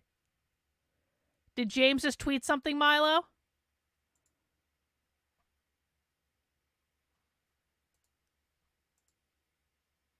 James, 1 minute ago. James break. Breaking James update. Breaking James Lindsay update. You know, James, Yasmin called this. Yasmin said earlier, Yasmin was like, James is going to interrupt Socialism Saturday. This is not even the only time James has interrupted Socialism Saturday. This is how we know James is watching Socialism Saturday, because James has this fucking habit of always fucking tweeting about me during Socialism Saturday. So everyone wave hi to our friend Jimmy. Hi, James. Hi. We know you're watching us, James.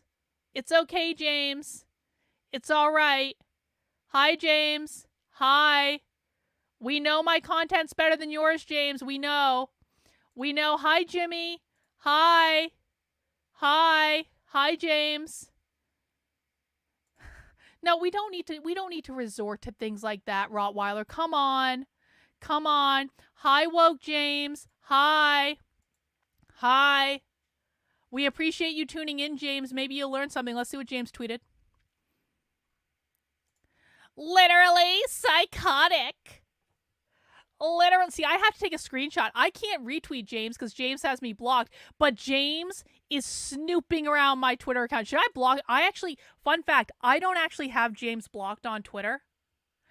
I don't actually have him blocked, but since James keeps like snooping around my content, James is like snooping around my Twitter feed, maybe I should block James. But I kind of want him to keep tweeting about me because it's fucking hilarious. That's all. Okay, hang on. I need to respond. James, stop interrupting Socialism Saturday with your ramblings, bro. That's what the tweet is going to be. I'm going to be like, James, we're trying to watch real socialists over here for Socialism Saturday.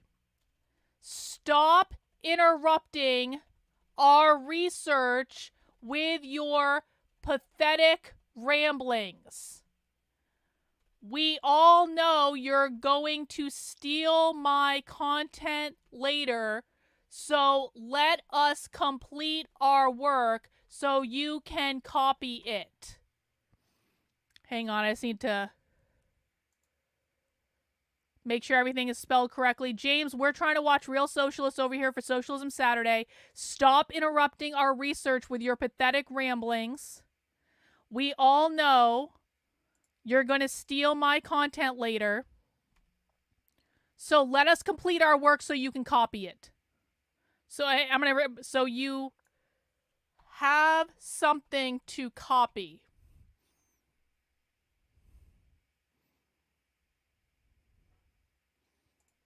There we go. Everyone can retweet that if they want. Should I put the link to the tweet in the chat just so you guys can retweet it? You guys can, please, if you're not blocked by James, tag him in it, because obviously I am blocked by James. I'll put it in the link. I'll put it in the chat. Yup. James can learn a thing or two here. James can learn a thing or two. No such thing as bad press. Yup. The more James retweets me, the more James is going to send his audience to me, and they'll learn the truth. Well, the smart ones will. James basically has a lot of stupid people in his audience, but there are some smart people. There are some smart people. Anyway, thank you for that breaking news James update. James interrupting Socialism Saturday again. Let's go back.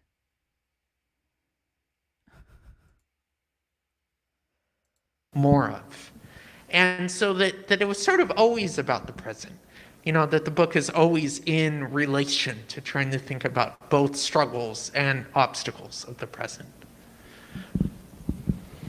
Okay. Well, first off, congratulations to the worker owners of Red Emma's. Woo! You guys are a model of resiliency and organizing. Like you guys are one of the standards. So thank you for your service. Okay, so I'm going to take this standpoint. Fascists are organizers. Fascist means capitalist. Fascist basically just means anyone that's not a socialist.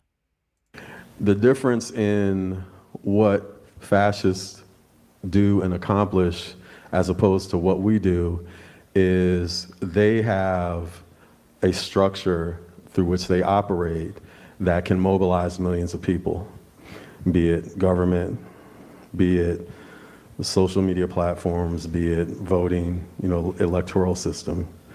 But, when you think about, I think about like Newt Gingrich and the Contract of America. That was just like a few lobbyists and congressmen that created this plan, and then they Unbelievably rude of James. utilized Unbelievably their rude. mechanisms that they had at their disposal, and it became something that affected, hundreds of millions, if not billions of people. So we can't think of them as like not operating, as operating differently from us. They are operating differently from us in that they're operating from a different ethical base. They are trying to achieve different outcomes. But they are basically doing the same thing we're doing. We're meeting, we have ideas, we take down a list, we delegate who's going to be responsible for it. We say, oh, well, no, we don't want you doing that because we know you don't get along with so-and-so. Well, so-and-so's father has money, so why don't we have them do this? They're doing the same stuff we're doing. What this book, what makes this book beautiful for me is that it facilitates these conversations. Like the nuts and bolts of these stories are the nuts and bolts that we experienced and experience as organizers, as everyday people, everyday citizens. And seeing these things tooled in a way that extrapolates this fantastic outcome, it's food for us. So this is like, Well, that's because the Communist Manifesto tells them they're allowed to engage in capitalism in order to overcome the system. That's why they seem very capitalistic, because they are allowed to engage in capitalism in order to survive. It's the system they currently live in, but the problem is that they need to do that in order to overcome it and overthrow it. So that's why. I have like 20 different passages I want to read, but just the idea of, I want to touch on the Tanya John portion, because that was like really interesting to me in that there's a lot of countries where social movements are centered around music. Like in Brazil, the Afro-Blocos are like basically the medium through which the Black movement in Brazil has been able to like gain traction in the last 40 years. Because before that, there really wasn't a Black movement until Ely decided they were going to march in the Bahia Carnival as an all-Black carnival troupe. That really like took what had been underground and gave it traction, which in an indirect way led to some of the social changes, and then the eventual like situation now where you've got fascists running the country. It was a reaction to it. But music did that. And like some of my Brazilian friends, one of the things that you would always say is like, every time we have a political meeting, it turns into a party.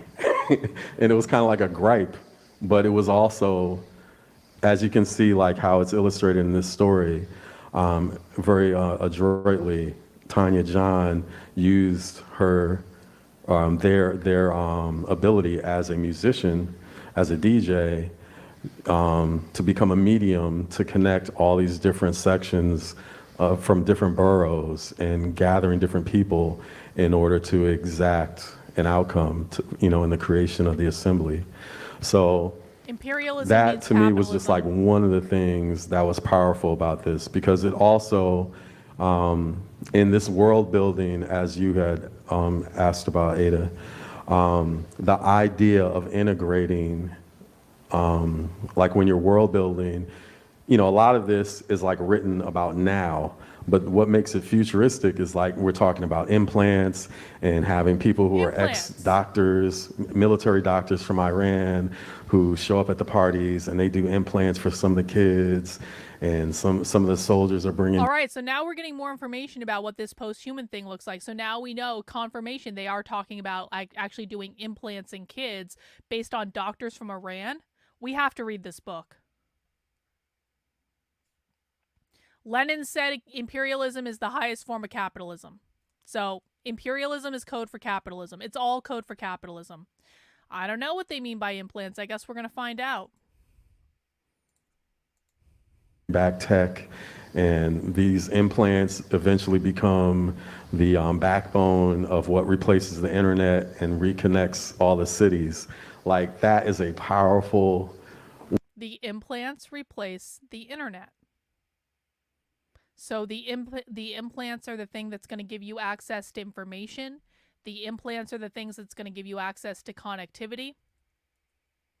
I mean, there is something to be said for the fact that, like, and I'm just positing here. I'm kind of making shit up, and I want to acknowledge that I'm making shit up. But there is something to be said about the fact that they really could harness AI to make all the decisions for their little Marxist utopia. But let's see. Maybe they'll talk about it some more. World building thing that happens within this conversation, and that's the type of food we need for this moment, because a lot of us are paralyzed. We're just like, all right, I'm going to work, rent's going up, an implant to read insurance is going. That's the other thing, right? To read your brain, to make sure you're not having any thoughts you're not supposed to have. It's like, you know how in 1984 they had the children spying on their parents to make sure the parents weren't engaging in thought crime? It's kind of like the same thing, except in this point it's not your children spying on you. The government has implanted a device in your head to make sure you're not engaging in thought crime. Think about that. Winston Smith in 1984 wouldn't exist. Because Winston still had access to private thoughts in his head. He had access to his journal. But in this world, he wouldn't exist.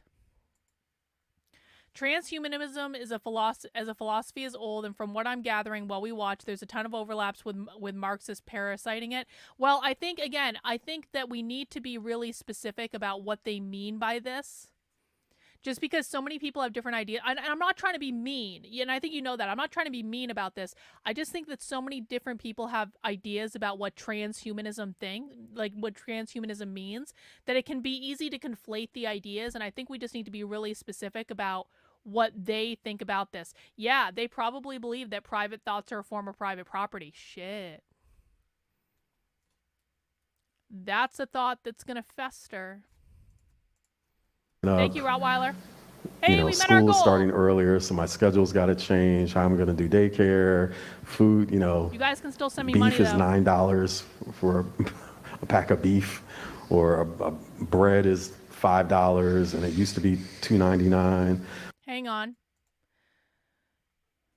Ignis says, have they ever covered why they think their jobs under socialism will be any easier than under capitalism? They think that they will work significantly less hours under socialism because they will not have the profit motive to be beholden to. There will be a lot less production in society because you're not going to have to create 37 different brands of deodorant. You're going to have to create one brand of deodorant. Creating one brand of deodorant requires a lot less time and effort than 37 different brands of deodorant. And so you don't have the profit margin to adhere to. So they think overall, people will basically only work like a couple hours a week at their assigned job, and they'll have the rest of the time to be like artists or whatever.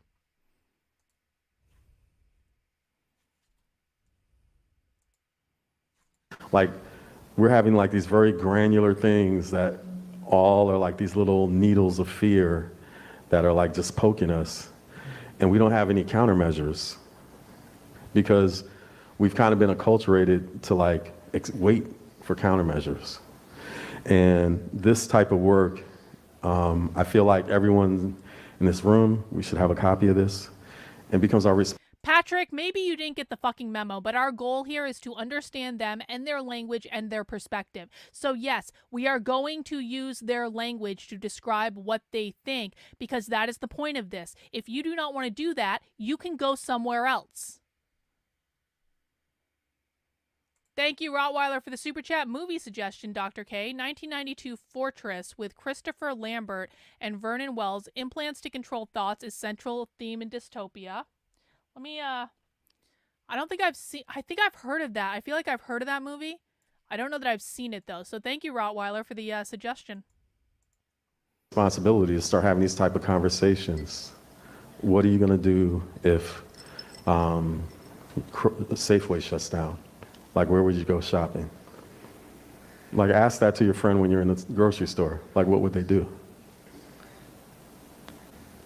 so we can, because at first it's going to be like, white noise, but having those kind of conversations, then you can say, hey, check this out, and that's the beginning of organizing something.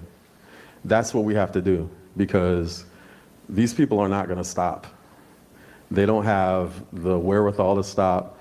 And right now they're like kind of in their groove, they're building their space stuff and no one's stopping them from doing that.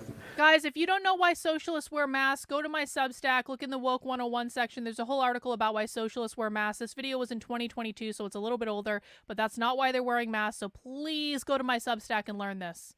I also have, the entire fucking video and stream doesn't revolve around you, okay? I have multiple videos explaining this. I have an article on my Substack. Please go and learn. Thank you. I appreciate it. They can move money any which way they want. They can basically take your land, your house. They can take your job. No accountability. So this type of world building and the way it's been done and the variety of the stories is beautiful in that you get to see like a lot of different perspectives. They would take your thoughts into consideration, but you would have to deliver them in the form of like, you would have to go to the town council and talk about that in terms of the production needs, and you'd have to make your case for it, and you'd have to convince other community members to get on board. So it's not like they wouldn't take your ideas into consideration. They have a whole conflict management strategy, which they talked about earlier. But it's like, they're not going to create a different scent for everyone is the point. They're not going to create a different, they're like the whole point. It's not like, listen, it's not about fucking deodorant specifically. It's about, they believe that a lot of our work is done because of excess production that is not necessary in order to fulfill the needs of society. But you also have to keep in mind that they are going to make the final decisions, the city council or whatever, about what is actually produced. So you may get a say in it, you might not get a say in it, but the point is that there's going to be a significantly less amount of options because they don't believe we need all the things we have in our current society. Of how it comes together, because it's not just going to be a Baltimore story or a Manhattan story or a Flushing's Queens story or a Wyoming story. It's like everybody is going to have a piece in it, and it's all going to be local, because all of those. We are not owning the libs here, as I have already specifically explained. Our goal here is to learn about what they're saying. So if you want to do this owning the libs bullshit, go somewhere else. I have now asked you on multiple occasions to cut the shit. This is going to be the last fucking time I warn you. This is about learning what they think and what they believe, and all the times that you are trying to own the libs and dunk on them in my chat, you are not listening and you are not paying attention and you are not learning. So you have a choice. Either sit down and learn and listen, or go somewhere else. Stories are extremely different. So thank you so much. Yeah. Did you want to talk about the passages that you picked, Ada? Were there? No, I think he was going to read. Okay. No? Okay. No. Sounds good. You want to follow up on that? Because you also are Afro-futurist, right? Yeah. In a lot of ways. So, I mean, so at what point, the question is, for me, it's something I think about a lot, because it's like, at what point are we like, okay, this is what we're going to start with? Like, what's the first note, right? Or like, what's the first note to build that world? And that's something that I think is important to consider for all of us, right? Because I feel like we're all world builders in some ways, and it's like, well, like, how do you get out of the funk of the everyday? Hang on, Christian. Thank you for the super chat. Sending a little extra because I thought it was cute how you said we could send more. Thank you, Queen. Yeah, you guys can always send me more money. Hey, I appreciate the super chat. This helps fund the work I'm doing, guys. I mean, the number one way I want you guys funding my work is by heading over to my Substack. Again, that's Carlyn, KARLYN.substack.com. Signing up for a supporter membership of $8 a month, $80 a year. I am 100% grassroots funded by you. I do not take money from any political organization. My only job is to tell you you the truth and to show you stuff like this so that you have the receipts to back it up. I'm the only person on the internet doing this type of work on a consistent basis. I do this 6 days a week. So your donations, your super chats, your memberships on my website, you allow me to do this. I'm trying to get 100 new supporters on my Substack this month to keep me in business. Please help me out if you can afford it. And also you're helping keep my content free for everyone, which is important to me. So if you can financially contribute, I humbly ask that you do so. You make up for people who might be a little bit more strapped for cash, but really do benefit from this type of content. So I do appreciate it, guys. And let's continue. To make the second note, or to make the chord. Can I? Okay. I would say like in the story, you see like people had like different touch points. Like was it Anaya Reid was like a school dropout, and then got into Cooney, and Cooney was a mess, but she was given access to an education that she didn't have when she was younger. Yu is like an environmentalist who would travel in the woods with their father and started going to different environmentalist raves and things like that. And that led to them being, doing all this environmentalist work. S. Adams was in a cult, like a fascist cult, and basically was deprogrammed by someone who would argue with them online in these forums that they were there to like spread propaganda in. So I think everyone has a different touch point. Something I did as a futurist, I did maybe like a dozen years ago, I did like this little video series, and I was asking people 3 questions. It was like, what is going to be the headlines in the news, world news, 10 years from now, national news and local news, like what is going to be the headline? And then the second question was, which is more important to you? I don't exactly know what Afrofuturism is. I think it's about envisioning a future for like Black people, because they believe all Black people should be socialists. It's probably something that we should catch up with a little bit at some point, but we haven't delved heavily into like the Afrocentric stuff, to be honest with you, because I don't know. We just haven't. There's not really a reason for it. Anyway, thank you, Kimberly. I appreciate the super sticker. Thank you. Do you, corporations or the government, and which has more influence over your life? And which would you want to have more influence over your life? And then the last question was, your city like runs out of funds and basically declares insolvency, and your neighborhood puts you in charge of gathering things for their survival. What are the first 3 things you're gonna pick? And I just like picked random people and I started recording them because Mizakan tends to know everything. If you like, Mizakan's a great source of reference for a lot of this stuff, guys. And follow him on Twitter, because he's doing awesome stuff on Twitter. He posts these random citations I like all the time that are just great. Afrofuturism is a cultural aesthetic philosophy of science and history that explores the intersections of the African diaspora culture with so it's like black sci-fi. Black sci-fi, and that's from the source of Wikipedia. Yeah, well, they're probably using Black Panther as like an example. Yep. Black liberation is a post-historical future utopia without capitalism. Yep. All right. Even like futurist data aggregation is kind of like a corporate thing. Like the Rand Corporation like goes in and they get paid $1 million to ask people, do you brush your teeth in the morning or do you just use mouthwash? And then, they sell that to the toothpaste company and they craft a campaign about brushing your teeth in the morning as opposed to using mouthwash or whatever. Wow. But there's no one aggregating data for like, what are we going to do when all this falls on our head? So I was like, all right, that's what I want an answer to. So I just started videoing, taping people answering these questions. So that was like my personal touch point as far as what am I gonna do? Because even before that, I'd been active and, been in the back of a police van and all that mess. And, at that point it was more like, fuck the police. Oh, this actually makes sense. Okay, Rottweiler says, Black futurism or Afrofuturism, sorry, is the philosophy behind the Black Marxists asserting they were all kings in the past until it was all stolen by whiteness when they became slaves in America. Yeah, that makes sense. Yeah, Kimberly, hang on to your hat, girl. We're going to show you lots of crazy stuff. This is just like, you're at the tip of the iceberg, Kimberly.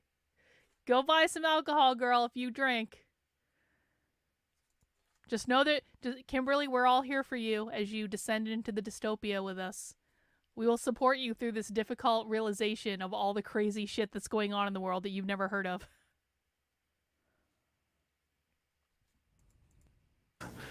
We're going to tear this shit down. We got to organize. We got to do this and that. But no one said it was uncontested. I just said we hadn't talked about it a lot. No, like literally no one said it was uncontested. it was a lot of, talk. But it's like what Emy said, organizing is like slow work. And an interesting point before I stop. I travel a lot for work, and I went to South Dakota this year, and I had a chance to visit the Crazy Horse Memorial, which is ridiculous. I mean, they're literally carving a mountain. Like, Crazy Horse's head is 93 feet tall, kind of thing. And it's that whole area, Mount Rushmore is in that area. It's Lakota land, and it's holy land for them. And the Crazy Horse Memorial, it was started by a white sculptor. But he was asked by the chief, I can't remember the name of the chief, but the chief asked him to create this memorial. And it's not a project like, it's not like they're using lasers and like, and it's gonna be done next year. And that's the funny thing, like we went up to the base of the mountain and people got off and their first question was like, when is it gonna be done? And the tour guide was kind of like, because the whole context of it, it's not for us, it's for the Lakotas. And at that point I realized the Lakotas are organizing based on their historical timeline. They've been in North America, Turtle Island, for 20,000 years. Like, they don't give a damn about 9/11, Y2K virus, like all that, the fall of the financial markets. The Crazy Horse Memorial is literally going to be like the base, like they're building a university there. There's nothing there right now because they're thinking like, what is this going to look like in 500 years? That was like an incredible epiphany for me to see that First Nations they're organizing, but while we're like in a rush, like, oh, what are we going to do? We gotta get Trump in jail, and we gotta organize to like get the banks off of us. They're just kind of like sitting back, like, y'all can use chisels. It'll get done when it needs to get done. So they have their action. We have our specific touch points, and in the organizing. Yo, Savage Sumo, can I recommend to you? You think this is peak crazy? Okay, let me ask the chat. Let me ask the regulars for Socialism Saturday. On a scale of 1 to 10, we are 40 minutes into this presentation. We've got another 40, 50 minutes to go. On a scale of 1 to 10, how crazy would you rate this presentation so far? With 1 being not crazy at all, with 10 being the most crazy thing we've ever watched. How is this going so far for you? I will withhold my answer. I want to hear what other people have to say about this. 4 out of 10. 4, 4, 4. Lots of 4s. 3, 4, 5, 4, 5, 4, 4, 5. Leonard is our high point right now with a 6. Yeah, I think you guys are right. I was gonna say a 5, maybe. Like there have been some moments like I want to know more about that implant stuff. But on a scale of 1 to 10, this is not anywhere close to like the craziest shit that we've seen before. This is like mid. Yeah. Mid. Yeah, 5 because of it. Like, yep. And so the whole so what I'm trying to say is, might I recommend, Savage Sumo, that you go back a week ago to last week, where we did a whole Emy OBrien Abolish the Family Marathon. You're gonna see a lot of crazy shit in that one. Go watch the presentation we watched from the Party of Socialism and Liberation in Philadelphia. You're gonna see a lot of crazy shit in that one. I mean, we have seen. Go watch anything Sophie Lewis related. Like, we have a high bar for crazy shit because we've seen so much crazy shit. Yeah, go watch Autistic Sex Ed. It's on the homepage of my YouTube channel. This is like, Autistic Sex Ed might be peaking the crazy. I'm just saying, like, again, if you're new,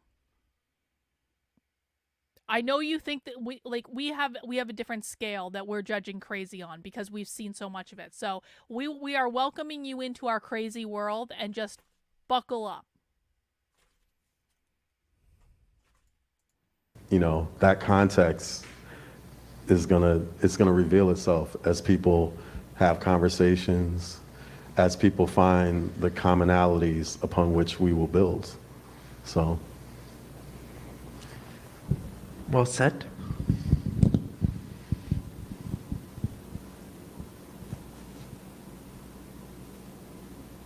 She's taking a good long look. She may have fallen asleep. All right.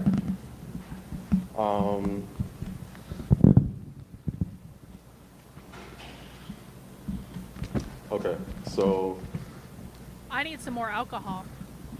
I like this. I want to read this Almost. Anzu thing, because Anzu is the environmentalist. And I like it because this is literally like what's happening now.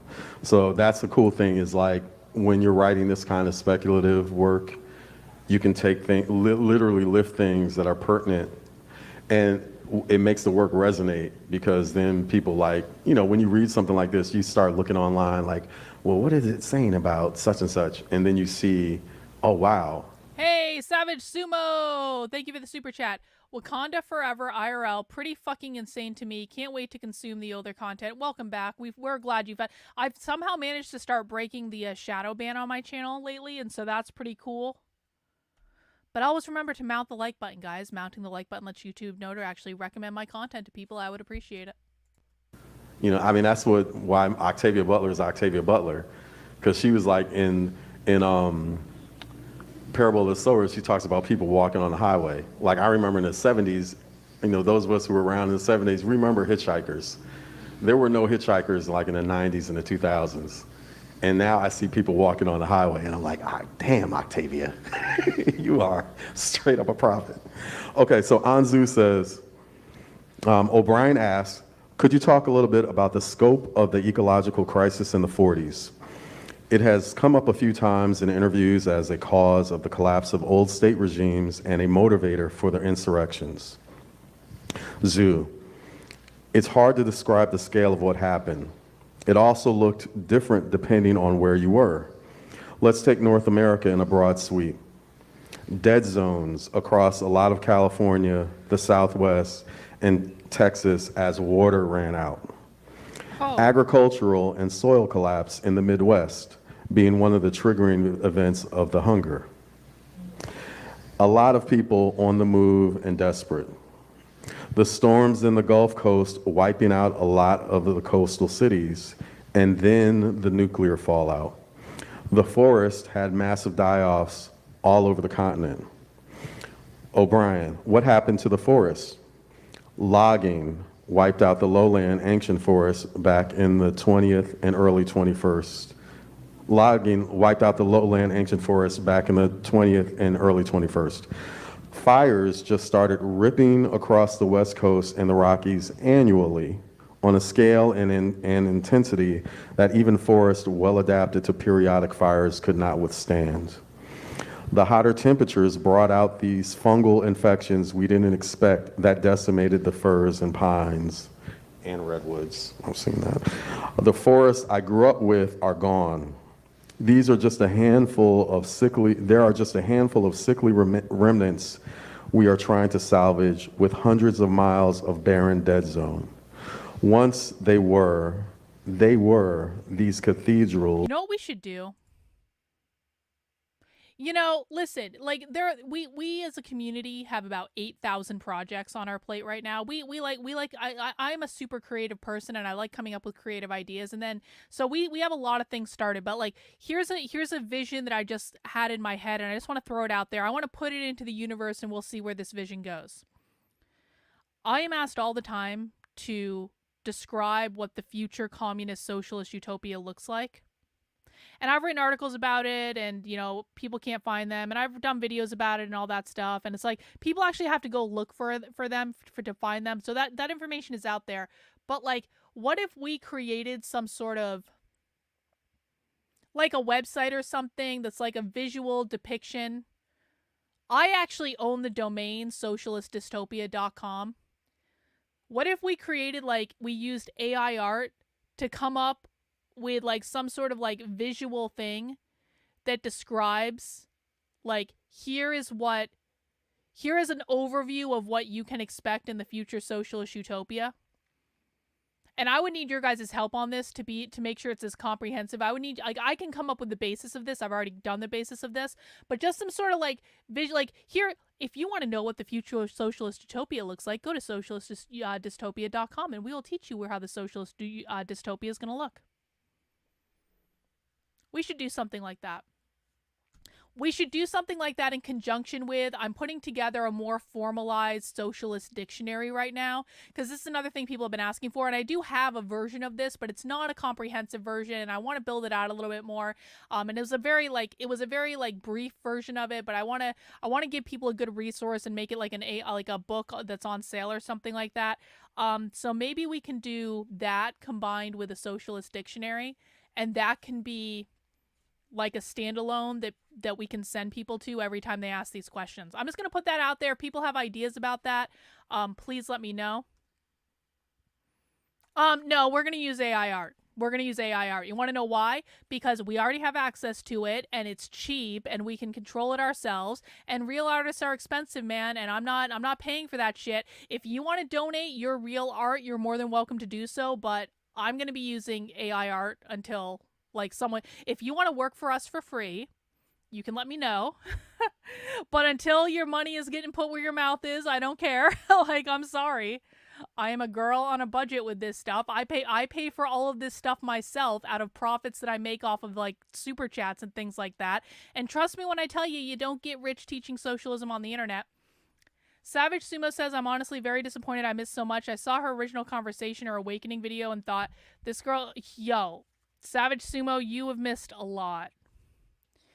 You've missed a lot. That's okay. Welcome back.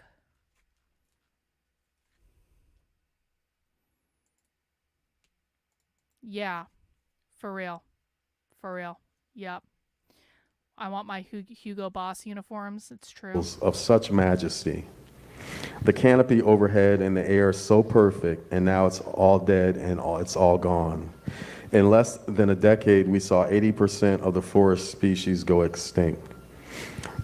Well, I mean, I suppose it would be our interpretation of it, but everything has to be grounded in reality from things that we've heard them say, right? So it would be our interpretation of what they've said, but like, it has to be grounded in things we actually have heard them say. Hunger, my friends ended up living in the woods trying to survive off the land, but the trees and the game and everything was dying. I lived in a forest camp in the Yukon for a summer, and we almost starved to death before we realized the moose we were trying to hunt had gone extinct. So I know that's kind of like Parable of the Soul Rich, but it's like real, like that's what's happening. And that's, I think, part of what makes this book potent is that it has things in it that are true, that makes the work resonate. Should we open it up?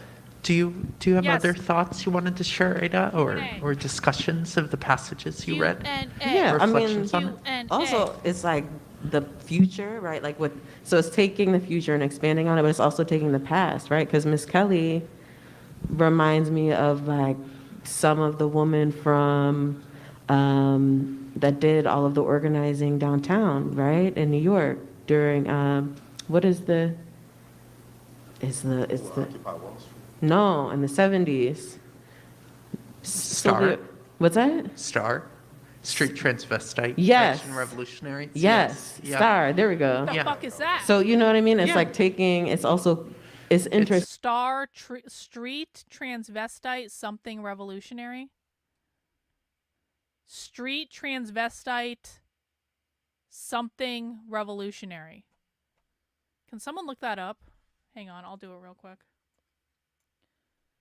Street transvestite revolutionary. I want to know what that means.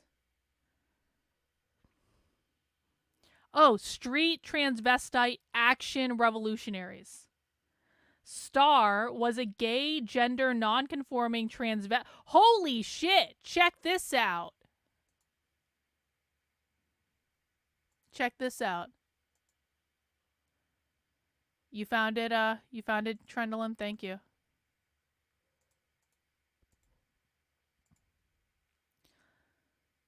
Star, Street Transvestite Action Revolutionaries, was a gay, gender non-conforming, and transvestite street activist organization founded in 1970 by Sylvia Rivera and Marsha P. Johnson, subculturally famous New York City drag queens of color. Star was a radical political collective that also provided housing and support. So it was started right after Stonewall, essentially. It was a response to Stonewall. Okay. So I mean maybe that's the point when queer really started. Maybe that's the point when they started reclaiming the word queer. Because we've been trying to figure this out. When did this actually start? When did they start changing the term queer to mean a far left political ideology? And so this to me seems like it might be a clue that this was at least going on in the 70s. I always kind of thought it probably was in the 70s because you had like Harvey Milk and stuff like that. And so maybe it started before then, but that's something I just want to keep an eye on.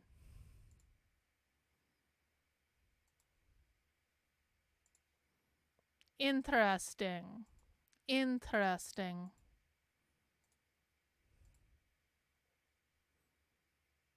Yeah. Star. There we go. Yeah. So you know what I mean? It's Yeah. like taking. It's also.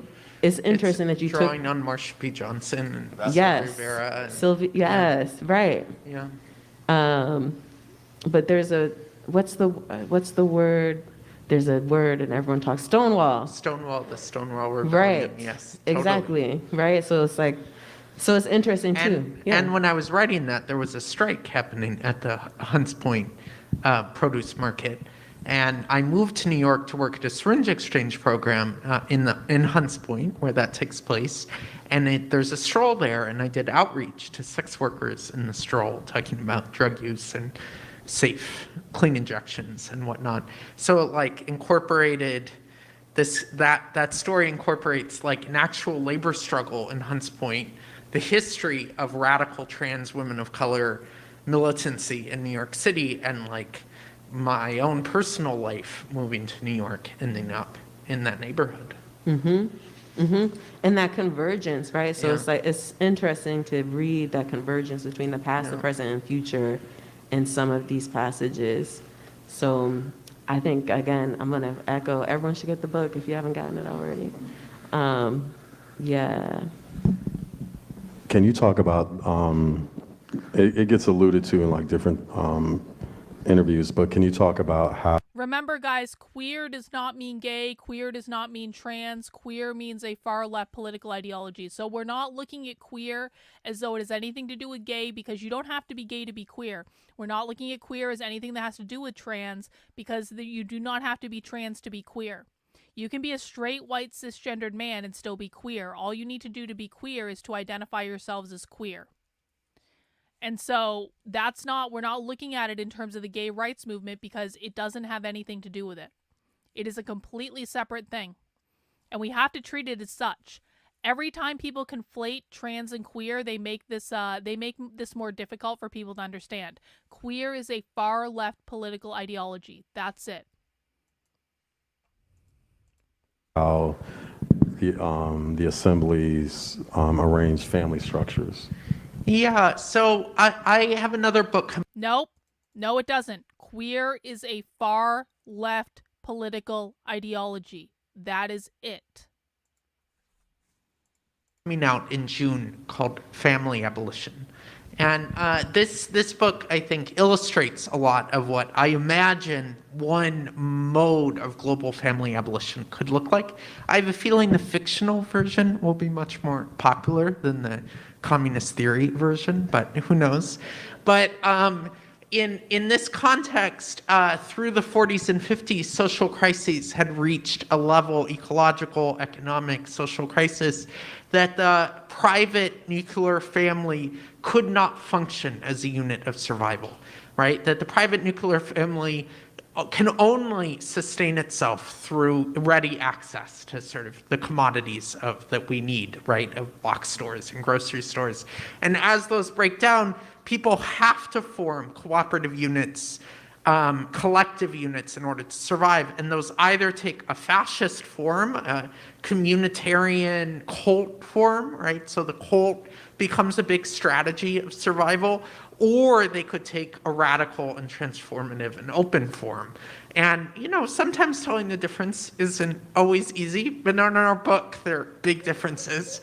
And so the idea is that as the social crises deepen, the nuclear family has really broken down, and thinking about refugees right now, right? So like refugees might travel Correct. with their family members, Correct. of course, but they don't function as a private household in any kind of meaningful economic sense. Hang on. I want to make sure we're listening really closely to this, because Emy OBrien's specialty area is abolish the family, and she's talking specifically about the breakdown of the nuclear family as she sees it. And so the idea is that as the social crises deepen, the nuclear family has really broken down, and thinking about refugees right now, right? So like refugees might travel with their family members, of course, but they don't function as a private household in any kind of meaningful economic sense. And so that happens, and you see all different characters. There's a character who is with a gang of feral children living in the Prospect Park. There's a character who is dragged by.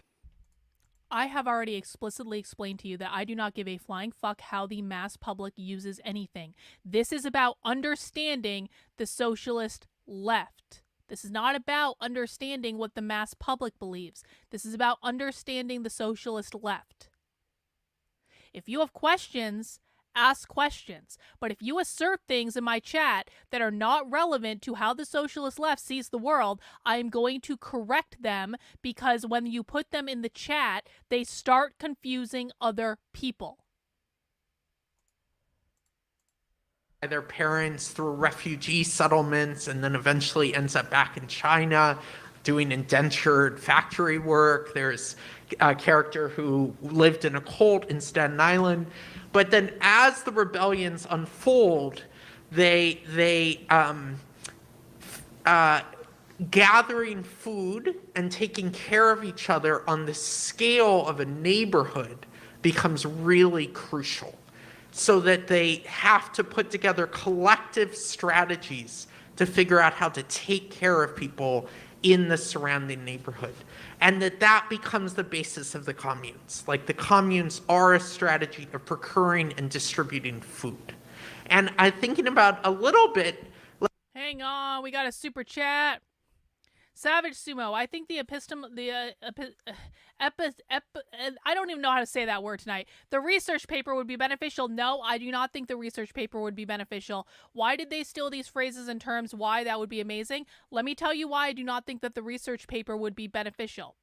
Because what we do, and you've been away a long time, so I'm going to make sure to explain this clearly. What we do is we listen to how socialists teach this stuff in the real world. We do not read the philosophy written by dead people. We do not read academic papers. With rare exception, we're kind of going through Emy OBrien's dissertation right now, but that's because Emy OBrien did a dissertation talking about the real world, okay? But as a general rule, we do not exist in academia on this channel because most of the things that are written in academia, in research papers, in things that are published, in books, things like that, they don't actually end up coming to reality in the real world. And when I say books, I mean like things that are tracking the historical development of things or things like that. If I have not heard someone talk about a topic in the real world at an event, at a training, at a conference, on a podcast, something like that, I am not going to make the assumption that it has actually made its way into the real world. We watch the things that they use to recruit and train future activists.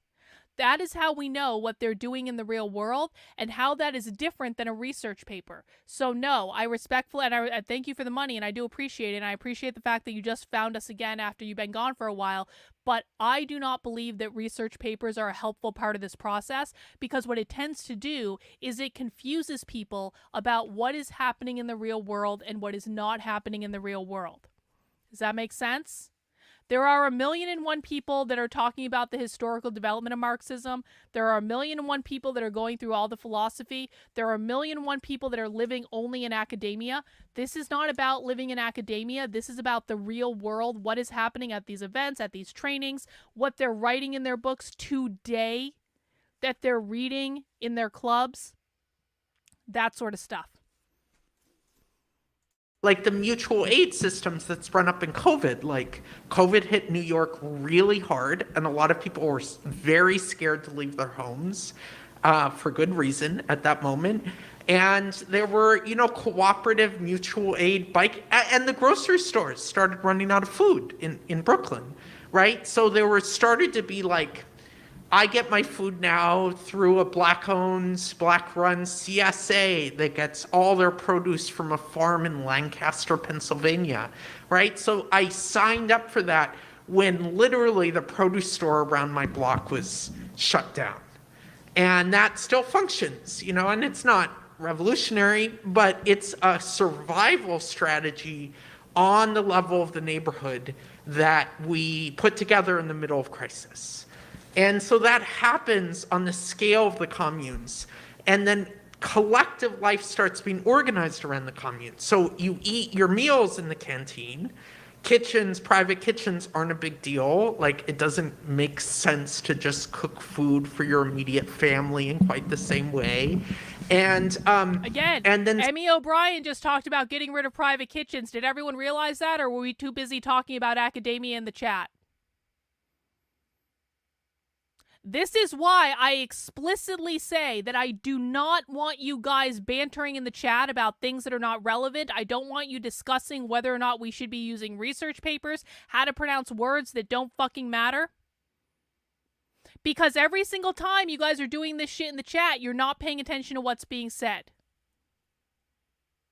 So, did everyone hear that Emy OBrien just suggested getting rid of private kitchens in homes? Because that's a lot more relevant to me than anything that was written in any fucking research paper at a college. Again? Organized around the commune. So you eat your meals in the canteen.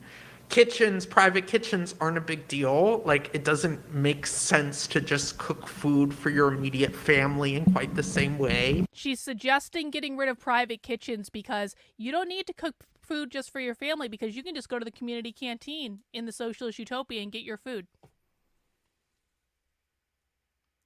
This is an idea that comes from Sophie Lewis, who is another Abolish the Family activist that we watch. Sophie Lewis talks about this all the time. Emy OBrien is like best friends with Sophie Lewis, which is why Emy OBrien is talking about it, because they're buddies. They do a lot of stuff together. So if you would like to hear Sophie Lewis talking about that, I have several clips on my YouTube channel talking about showing you Sophie Lewis talking about the abolition of private kitchens. That's a real thing. And then slowly the communes start, like as a city block or as a whole neighborhood, start having more and more spaces of collective entertainment, collective social practice, eating, childcare, things. I was in the room at the socialism conference when Emy OBrien launched her Abolish the Family book and Sophie Lewis introduced her. They've done conferences together. They've done events together. We were going to listen to one of their talks yesterday, but I replaced it with that Tucker Carlson thing. But yeah, they're friends. They're buddies. And so I do actually have a 2-hour talk. We can listen to it next week where Sophie Lewis and Emy OBrien are talking back and forth with each other. Yeah, Sophie looked directly at me. I thought Sophie made me. Sophie swears she didn't recognize me, but I think she's lying. I think she did. Anyway, we'll listen to that talk with them next week. Like that. And then within this sort of new communist economic structure that has emerged in the breakdown and overcoming of capitalism, people form family units. They partner, they have children, they move into a separate collection of apartments, but that those family units have, because they're not an economic unit of the private household, they have a flexibility and openness that's very different than how family functions in our life now. So there's a wonderful interview where a man's talking to someone who is sort of grew up feral and then was incorporated into a commune, and says like, here, maybe I can find it quickly, and says like, I've been studying how it used to be, and what you had depended on, I know it was Lateef Timbers, what you had depended on who your blood was. Is that true? That's why they want to abolish the family. What Emy OBrien just said right there, she's talking about this person that she interviewed for this future reality book, in which this person is saying, did what you have used to depend on who you were related to, on who your blood was? And they find this like a really crazy idea to believe. This is why they want to abolish the nuclear family. Because inherent to the nuclear family, some families are wealthier than others. There's a hierarchy. Some families are rich, some families are poor, some families are in between. Some families have better access to healthcare than other families do. Some families have better houses than other people do. Some families have, I don't know, like more generational wealth than other people do. And so what they're saying is that we want to abolish the family because your access to resources, your access to healthcare, your access to education, your access to private property, which remember capitalism means private property ownership. We want to get rid of all that because the resources that you have access to should not depend on what family you are born into. Because the whole goal of socialism is to level all hierarchies. No one is rich, no one is poor, everyone is the same. If we abolish the family, suddenly everyone has access to all resources. Does that make sense? Last week's episode had more information about that. Yep, they're not a fan of generational wealth. They do not want generational wealth to exist. That is, of course, a form of private property. Man's like, yes, that's true. That's how it used to be. And she's like, that's crazy. Why would anyone live that way? Why would anyone and live it's a that way? wonderful moment of sort of defamiliarizing what we all take for granted, which is who you love and who your parents happen to be determine your material well-being in this world. And like, what a nightmare that is. Like, how did we put together a world that worked that way? And so that in this sort of vision, I mean, I don't think family abolition is mentioned much here, but the overcoming of the private family is not the sort of like destruction of loving bonds. It's extending loving relations throughout society as a basis of shared life. So that's another component of this, because people say all the time, every time I cover abolish the family, people come in their chat and they're like, they must not have kids. They must hate their parents. Well, again, for those of you who weren't here earlier, Emy OBrien actually does have a kid. I know because I've heard her talk about it. So she does actually have a kid. So that's not relevant to the discussion. Also, a lot of these people don't necessarily have mommy and daddy issues, although we all generally have some mommy and daddy issues, but that's not the basis of this. They actually say the argument that's being made is this is not about getting rid of love based on biological kinship. This is about extending love to everyone, because we're all part of the collective. We are all like interconnected. We all have a responsibility to each other. It's about all being part of a fucking hive mind. You guys can see this, right? You're not allowed to see yourself as an individual. Individualism does not exist in this society. You are obligated to everyone else. It's the same reason why they all wear masks. To this day, by the way, they wear masks. Because you are obligated to care for everyone else. That's where universal health care comes from.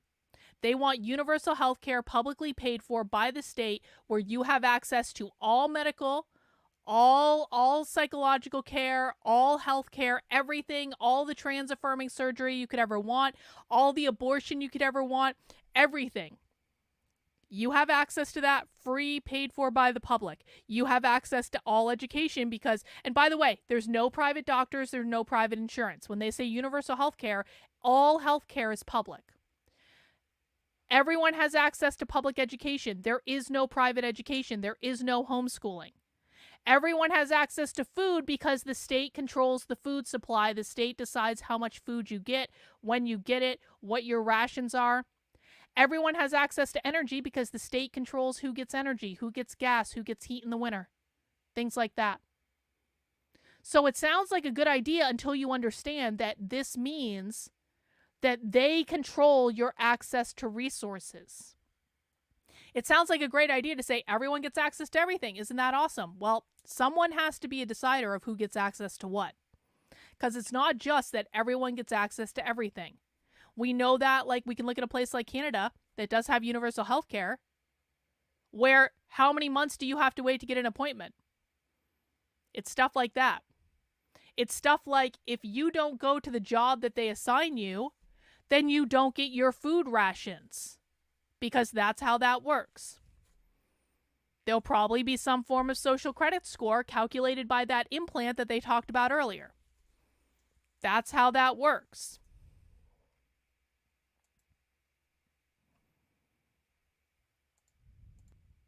And then within the family units, like, sometimes things break down, sometimes there's conflict, sometimes there's abuse, and that the collective container that people live within offers creative strategies for how to deal with that. Yeah.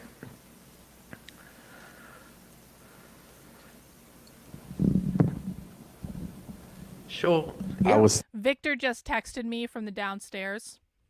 For those of you who don't know, my husband is actually from Ukraine. My husband grew up under the USSR before it fell apart.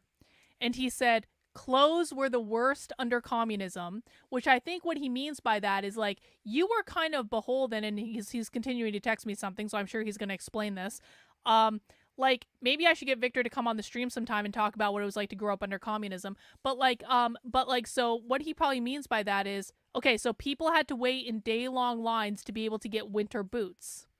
So it's like, so one of the things like Victor's talked about is like, you know, it's not like you could just go down to the mall and get whatever clothes you wanted.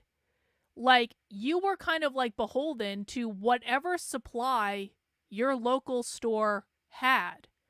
And so, like, if you needed a pair of winter boots, you'd have to go wait in line and hope that maybe they would have a pair of boots that would fit you and maybe not. And, like, I think Victor has told me in the past that his aunt had to buy, like, men's clothes because they didn't have women's clothes and things like that. That's how that works under communism. So it's not like you're just going to hop down to the mall and get whatever you want. You are going to be relegated to the resources that are available. LK said, my cousins lived under communism in Estonia, and they used to black market blue jeans. They pointed out a gazebo to me they used to trade behind. Breadlines were a real thing, guys. Like, let's see. What else is Victor saying?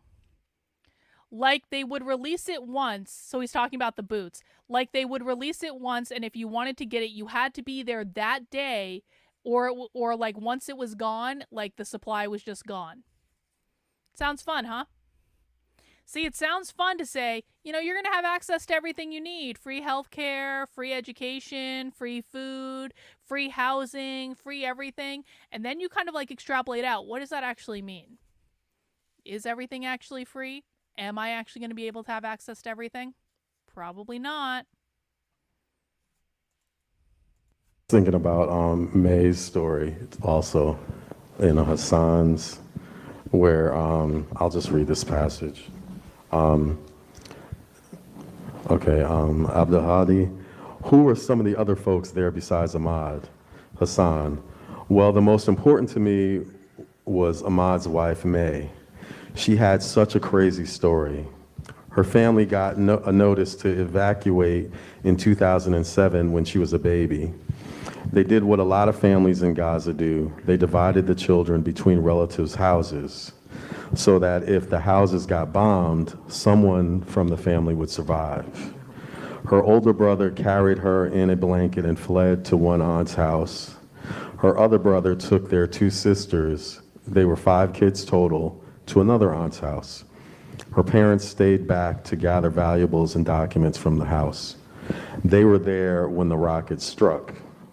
It had been 63 minutes since the notice to evacuate was dropped on their house. By 2014, one of her older brothers had managed to reunite the siblings. He worked like a dog to rent a 1-bedroom apartment in this old building. But once again, when the bombings started, an evacuation notice came. You have 30 minutes to leave. This time they were ready. They had a bag packed with everything and they flew.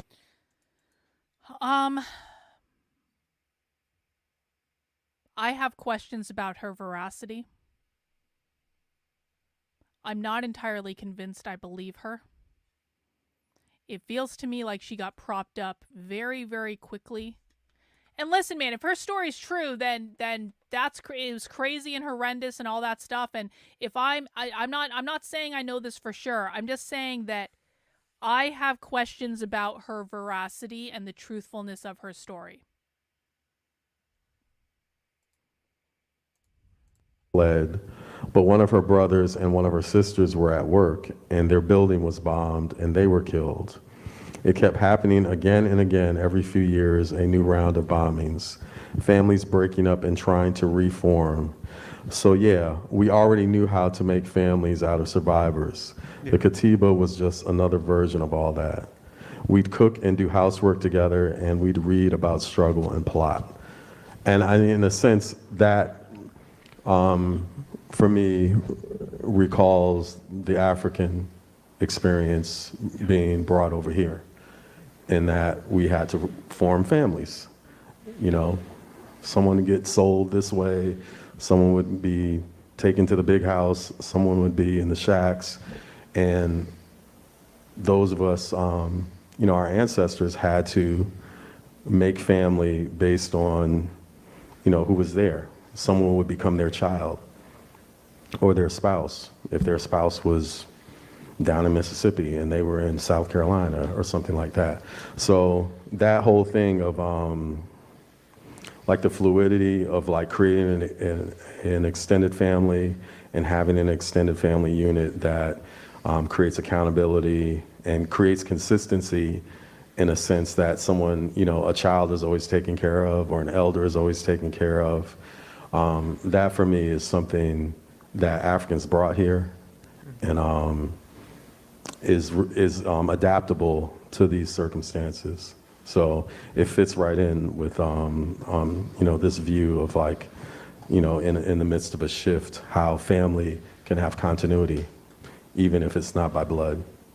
Yeah. Shall we open it up?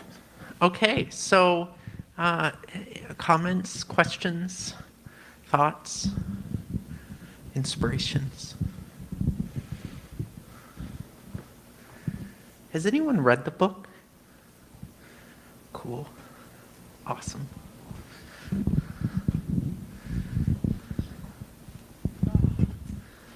Thank you so much. I mean, it's just this was a wonderful conversation, all three of you, and the book is really incredible. And I mean, one of the things that I find so striking about the book is that it's kind of an oddity within like a canon of utopian literature, in that like part of how it presents the process of sort of building towards the commune is not by charting, you know, a project of like continued accumulated successes, but rather it starts, or in the most distant past that they're discussing in the interviews, you know, it's crisis that begins to accumulate, right? Like it's an odd document in that it is very hopeful about what the future holds, but it does not present, you know, our immediate future as being one that is going to be building in that direction, you know, of necessity, or even, you know, in a way that is open to present tactical intervention, right? Like it's not saying that we have it's not saying that we don't have the tools in front of us right now, but it's also not trying to chart a history that's built upon, you know, the success beginning tomorrow. And I'm just curious a little bit, as the book was sort of taking shape, did that temptation arise? Like why was the initial sort of, why is the history that gets charted piecemeal across this book one which is, I mean, I think hopeful, but not one that is hopeful, you know, in a way that's open immediately? Does that make sense? Yeah, there's an idea in left circles called programmatism, and the idea of programmatism is that a big chunk of what the left has done historically is come up with a program, being like, this is what we're fighting for, this is what we're going to accomplish, and this is how we're going to do it, and then going around and selling that to people, trying to convince people of it, and that becoming the platform, you know, the mode of how you organize, being like, here's our program.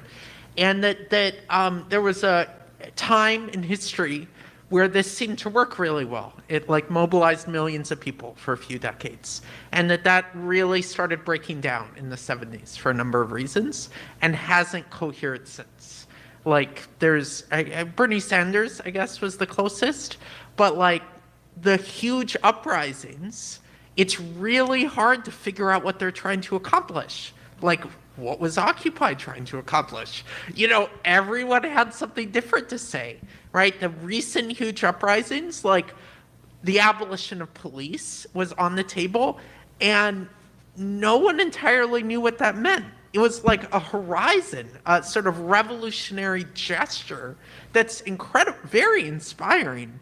But like, it doesn't take the form of a program that's being sold to people, right? It's something else.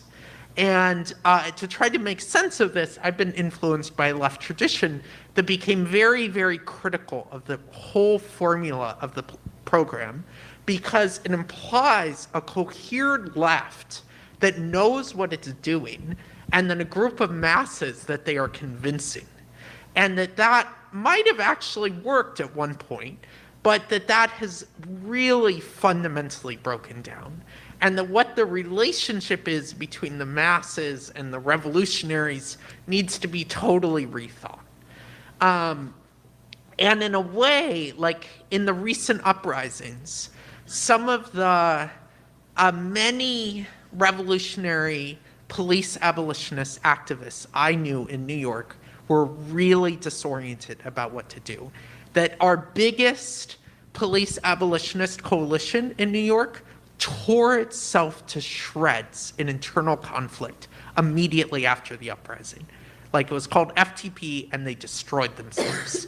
Like, a dozen collectives melted down. It was huge drama. Several people went underground. Like, my magazine that I helped edit lost half our members. Like, it was just so much drama. And I tried to think about, and they were arguing about this, but I think at heart, it's that they realized that they were not in the middle of what was happening. Like, they were the coalition of all the groups that tried to make riots happen in New York.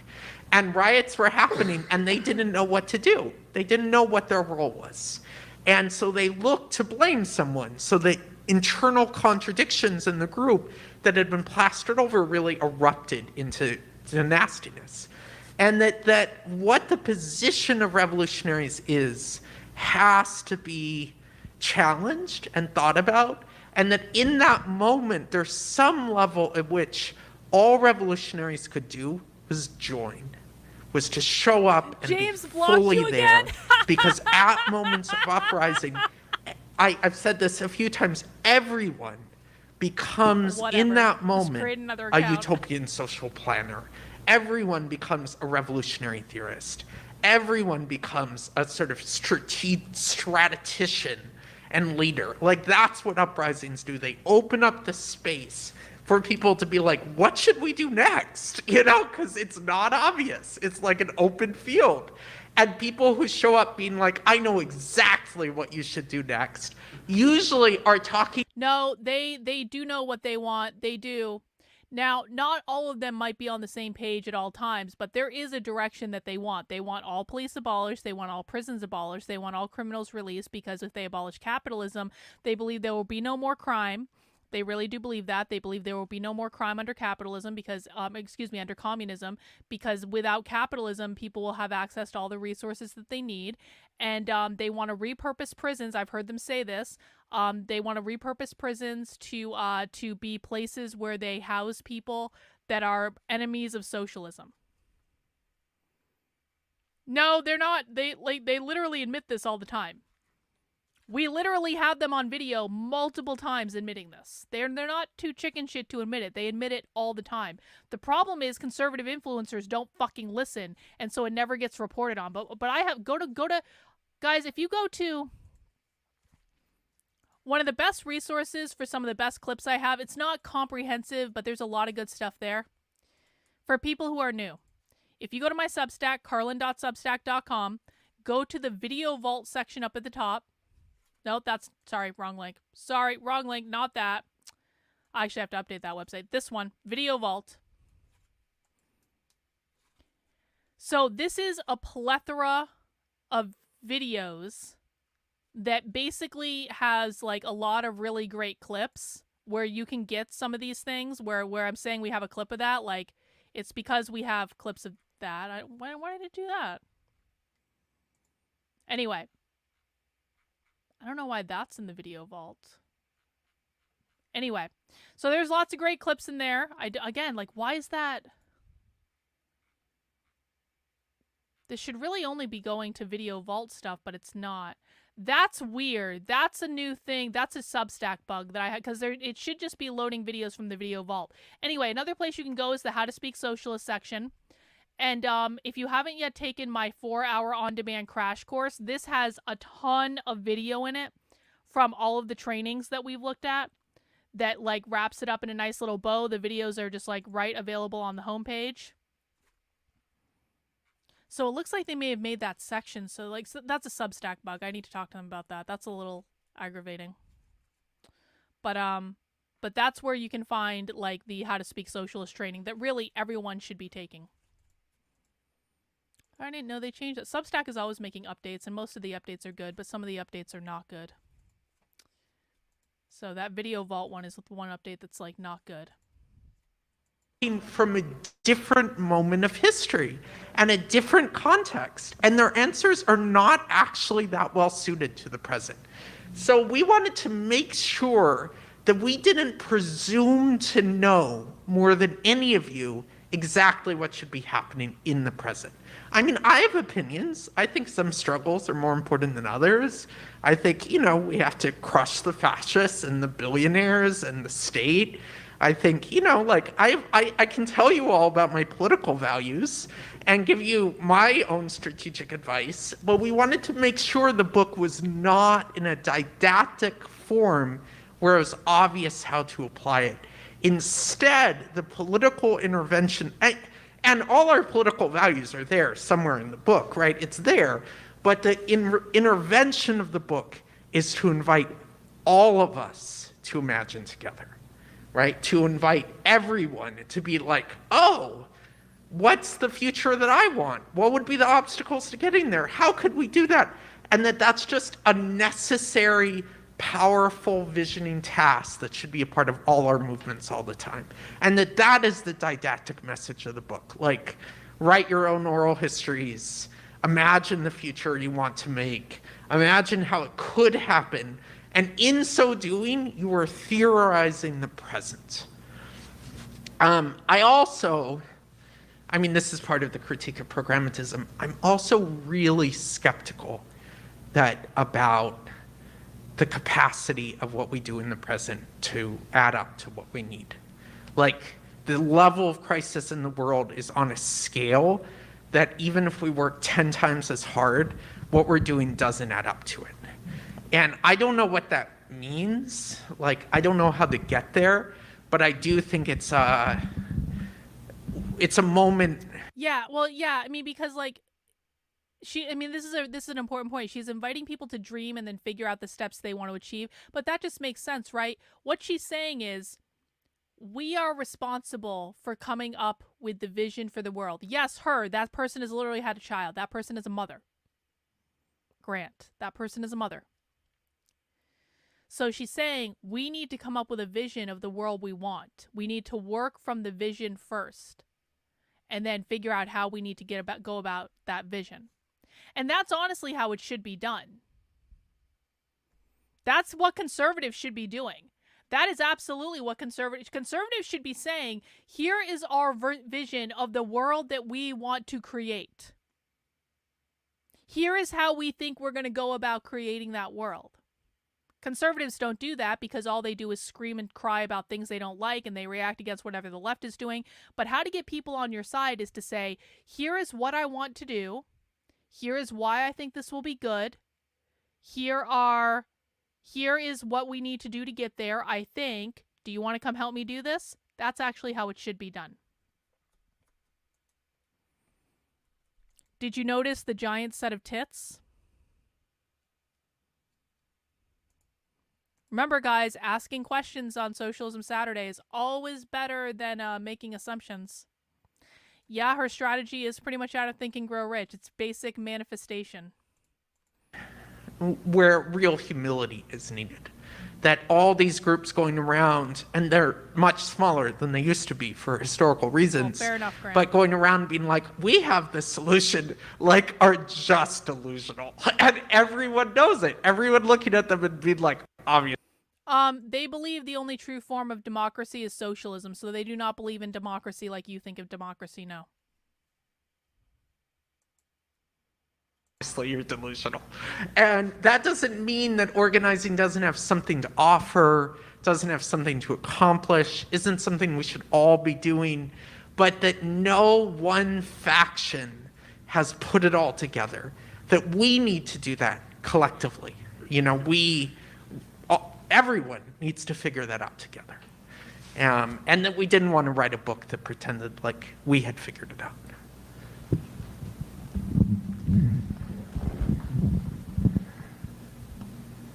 I'm just curious about, kind of as a sub-point there, you mentioned that the 70s that started breaking down. Do you have a thought as to why? What changed? The what? Oh, I have a lot to say about it, but it gets into some pretty obscure technical communist theory having to do with patterns of deindustrialization and global overcapacity. Can I say something more? COINTELPRO. What was that? COINTELPRO. Yeah. I mean, there was the machine resists. Yeah, but I think that's true. I think that the core revolutionary organizations of the 70s were destroyed, but it's been decades since then. Because even let's take Occupy Wall Street, this FTP thing. I mean, I can say even here with like my standard MO when I'm working in with a group of people and we're sitting having a conversation about we're going to do this, that, and the other. I expect there's somebody in there that's going downtown to talk to the police. I expect there to be a van parked 2 blocks away listening.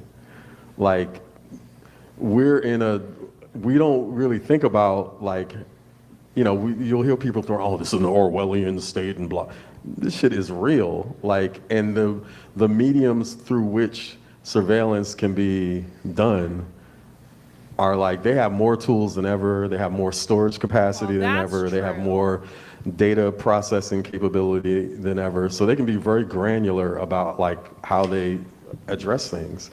And I don't like, I take all that into my head when I'm going into a situation, and I say, okay, I'm expecting this, but at the same time, we just have to push forward, because the work, if everyone is pulling, we don't have to necessarily be pulling in the same direction, but one group can like hit a lever on something that can just like start.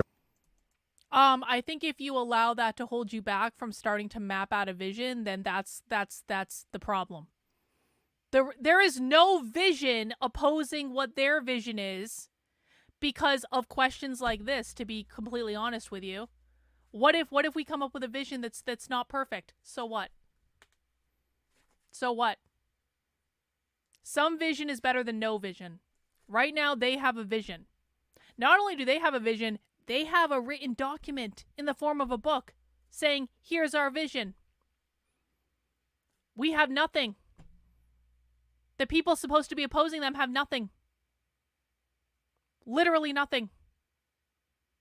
So, some vision, even if it's imperfect, is better than no vision. Nope, that's not how that's going to work. There's a previous episode of Socialism Saturday where we did a spy stream where they lay out specifically how they're going to form the government. Go back and watch that. I've heard bits and pieces of an organization called the Weather Underground. Is that part of this group? No, Weather Underground was a terrorist group that existed back in the 70s or the 60s or something like that. So the Weather Underground is a very specific group. The Weather Underground is a group of far-left radical revolutionary socialists. They are socialists. Bill Ayers, who is like the head guy, the head fucking terrorist in the Weather Underground, is actually still active on the radical revolutionary far left. He still goes to the Socialism Conference. Bill Ayers was protesting outside the DNC. But this is the Weather Underground as a group is not relevant to any of this anymore, other than Bill Ayers kind of still hangs around. An avalanche and give everyone else momentum. And the whole thing is, it'll gain momentum if everyone's working at the same time, even if we're just doing baby steps. So, I mean, the 70s was rough. Like, people were like getting, they were sending people to get people high. I'm thinking about it like I have Panthers in my family. Mm-hmm. So, like about 86,000 books. Yes. They have a metric ton of books written for directions for their groups. It's basically all they do. And then they talk about their books. And then they teach their books. That's literally what we're watching right now. Conservatives have nothing but whining and crying and reeing and complaining and reacting to whatever the left does. The left has a fucking action plan and a vision. And hundreds of people writing books right now to support that vision, if not even thousands. The things that happen to people that were in that organization and organizations like it, these are like people who are family members. If you do not understand why radical revolutionary socialists wear masks, you need to avail yourself of the content on my channel, because this is a topic I talk about literally every single fucking day. I have made videos explaining this. I have written articles explaining this. Please avail yourself of this content so that you understand why radical revolutionary socialists wear masks. It has nothing to do with the pandemic. It has nothing to do with whether or not it's real. It's really not actually all that relevant to what we're talking about, but I've already had to answer 50 or 60 times already this past week about why they wear masks. I am fucking losing my fucking mind. So can you guys please avail yourself of the content that I've already made explaining explicitly why they are wearing masks? And can you please, for the love of God, get over the fucking fact that they are wearing masks and listen to what they are saying, please? I don't mean to be rude. except that I'm so sick and tired of explaining why these people wear masks and creating resources explaining why these people wear masks and going on Twitter and writing threads about why these people wear masks and writing articles about why these people wear masks and making video clips about why these people wear masks, and to still have people come into my chat, and this is not necessarily specifically you, you're just like the 86th person asked tonight why they're wearing masks. I can't take it anymore. It's a good question, but resources are available. I don't mean any shade towards you, JB. I don't recognize you, so I assume that you're new here. But there is a reason for this, and I've documented it all on video.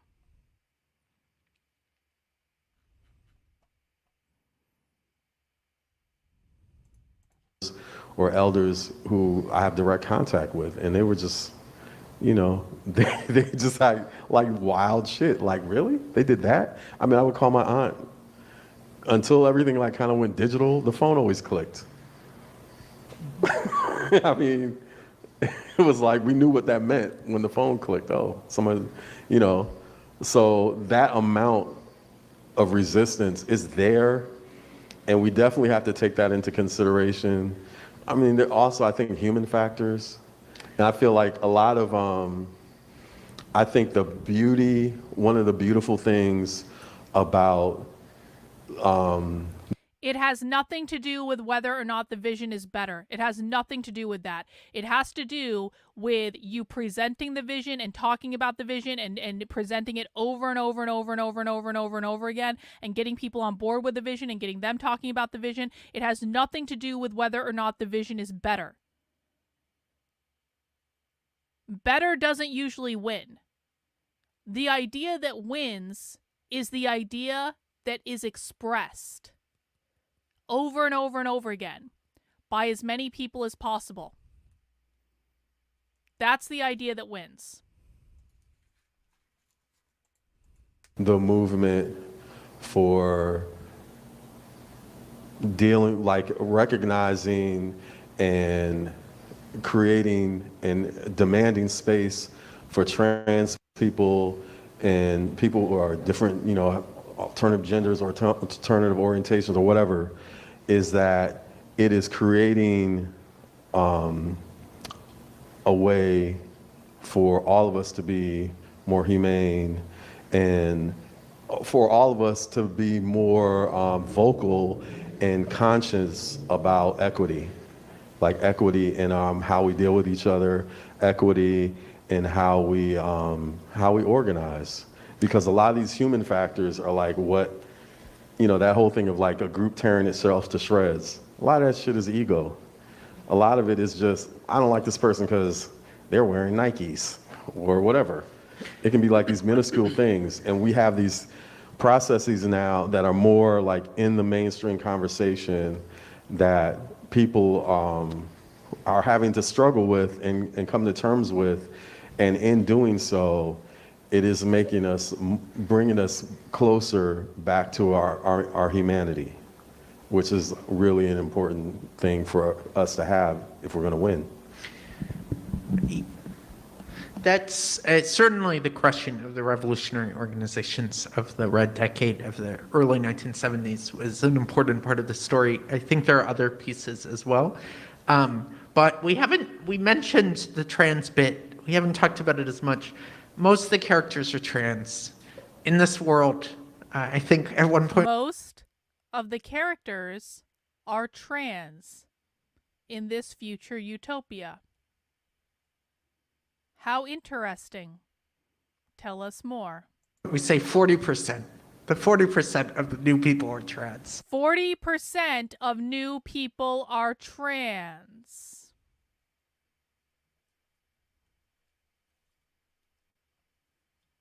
40% of new people are trans. What are you talking about? And so gender is just completely broken open. The like rearranging of the breaking open of the family and other things that like gender freedom is a really like a very important part of like what communism means to people in the future.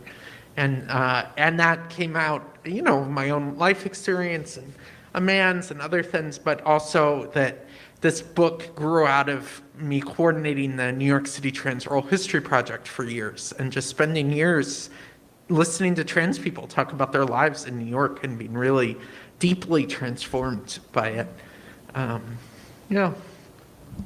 Okay. So, I had a question, and then maybe we'll have time for one more after that, and we'll wrap up. Sounds good. So one of the things I really loved about the book, reading it, was that it was, and I don't know if this was intentional, but it was very therapeutic, right? Yeah. Like, you get all of these stories of really horrible things happening, right? Like, really awful, like, you know, genocidal. Emy OBrien has literally had a child. So Emy OBrien is not a man. Emy OBrien, oh my fucking God. Oh my fucking God.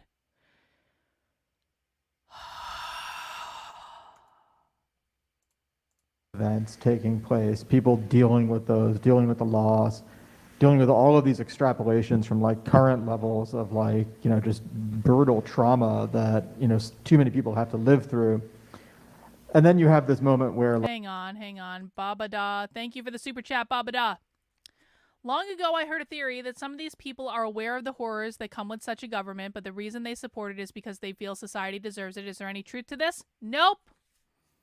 No truth to that at all. I don't know where you heard that story, but that is definitely not true.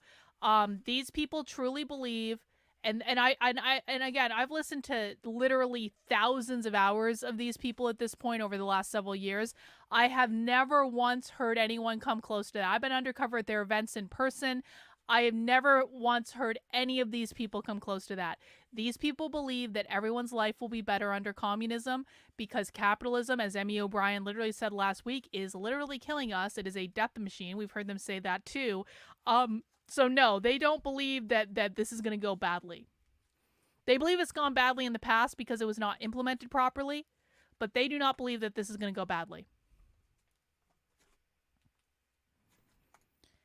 Yes.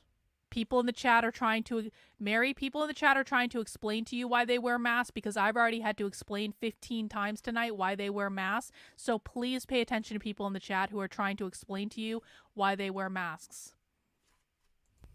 like, you know, things change, right? And so I know, like, you know, reading it, like I, you know, at one point, like just, you know, felt this palpable sense of relief, you know, and had to stop and got kind of misty-eyed because it's like, shit, this is work, you know, this is like actually creating the space where people are at. Whether or not you just got here is immaterial. People are trying to provide you an answer to the question that you asked, and I need you to listen to them. Because if I have to explain one more time why people wear masks, I am going to lose my shit. That is not your fault. I've just already explained it several times tonight.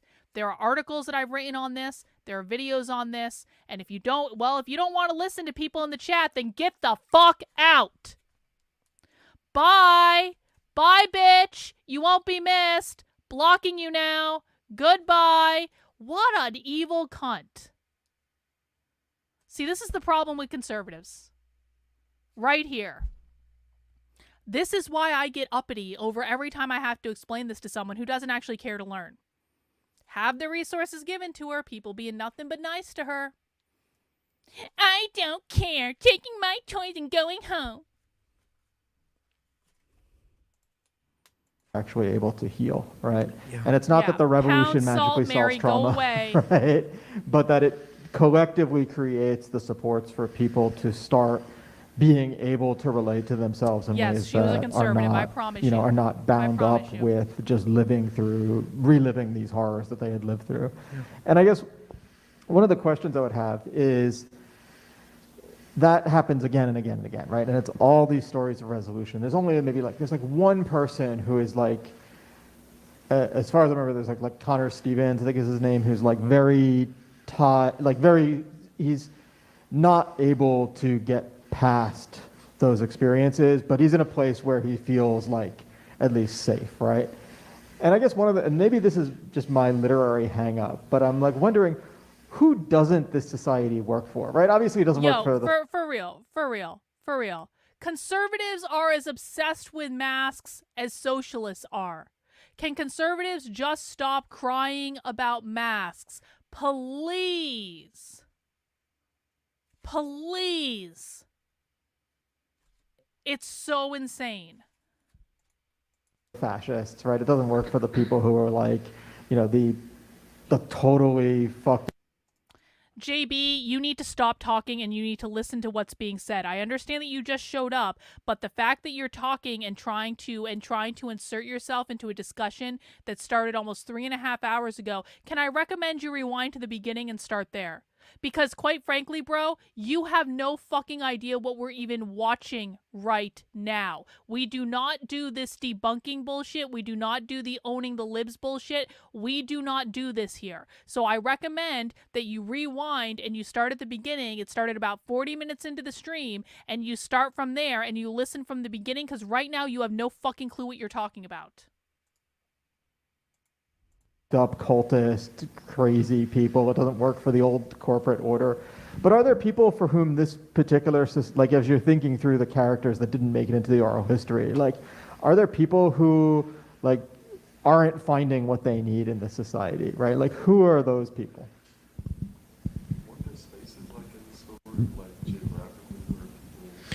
Oh yeah, things in Australia are bad. Yeah, Australia's in a rough place. It's alluded to a few times.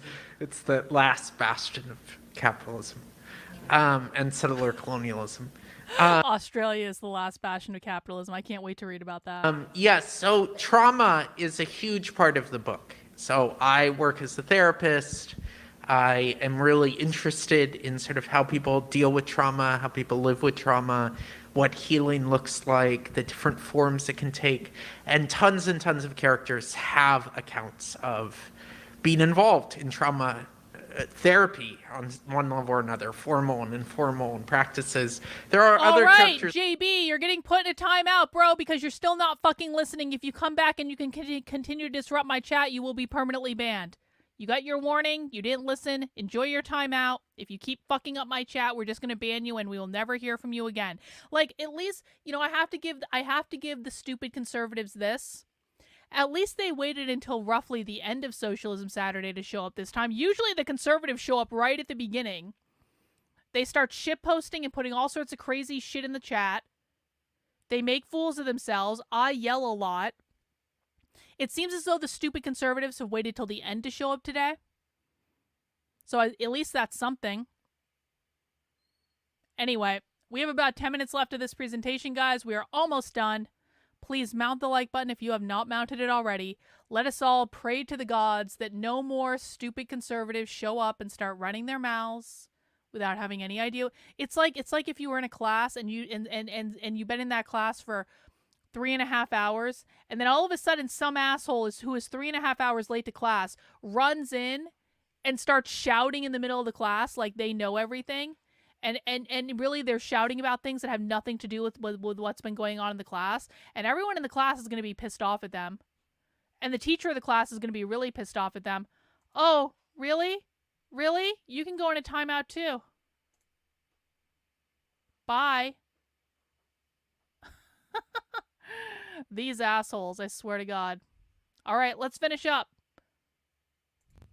Besides Connor Stevens that are still extremely traumatized, but Connor is in a literal flashback during the interview. He's just a mess during the interview. And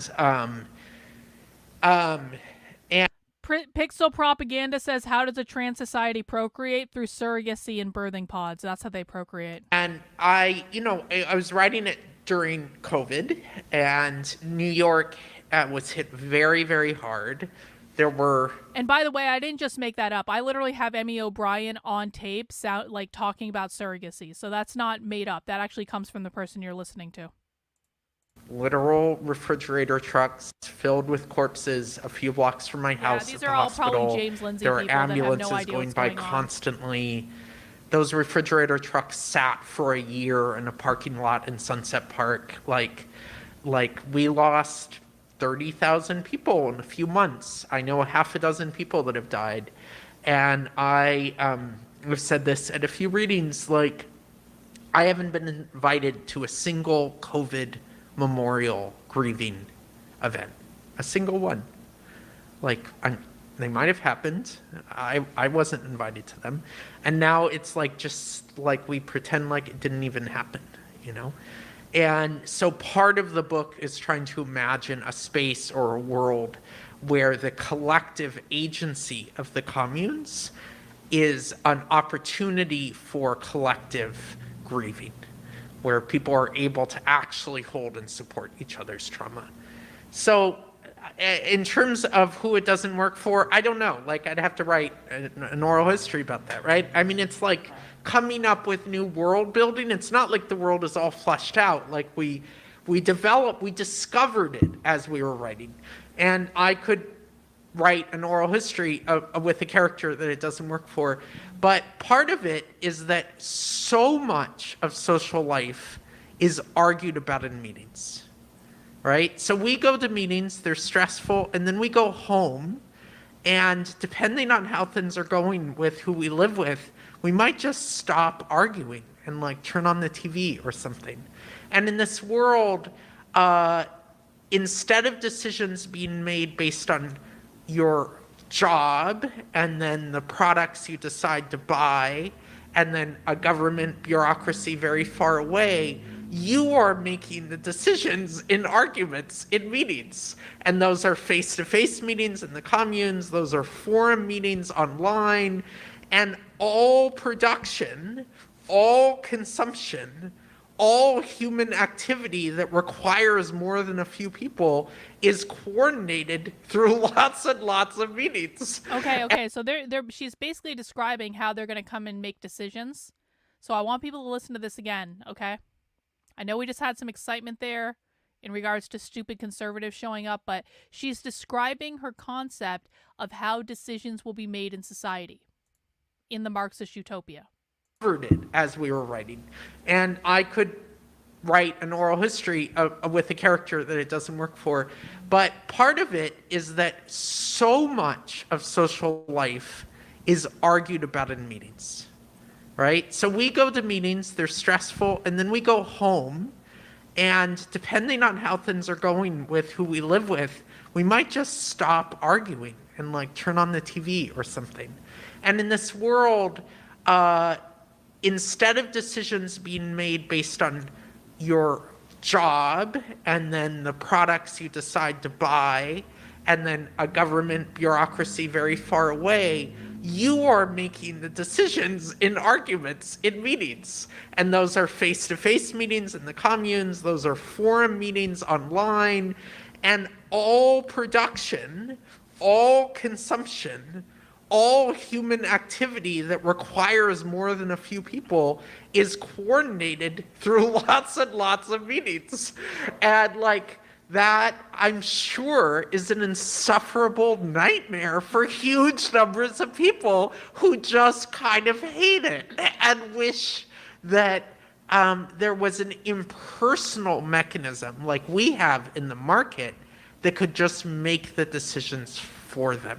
But isn't that kind of like a function of the hub?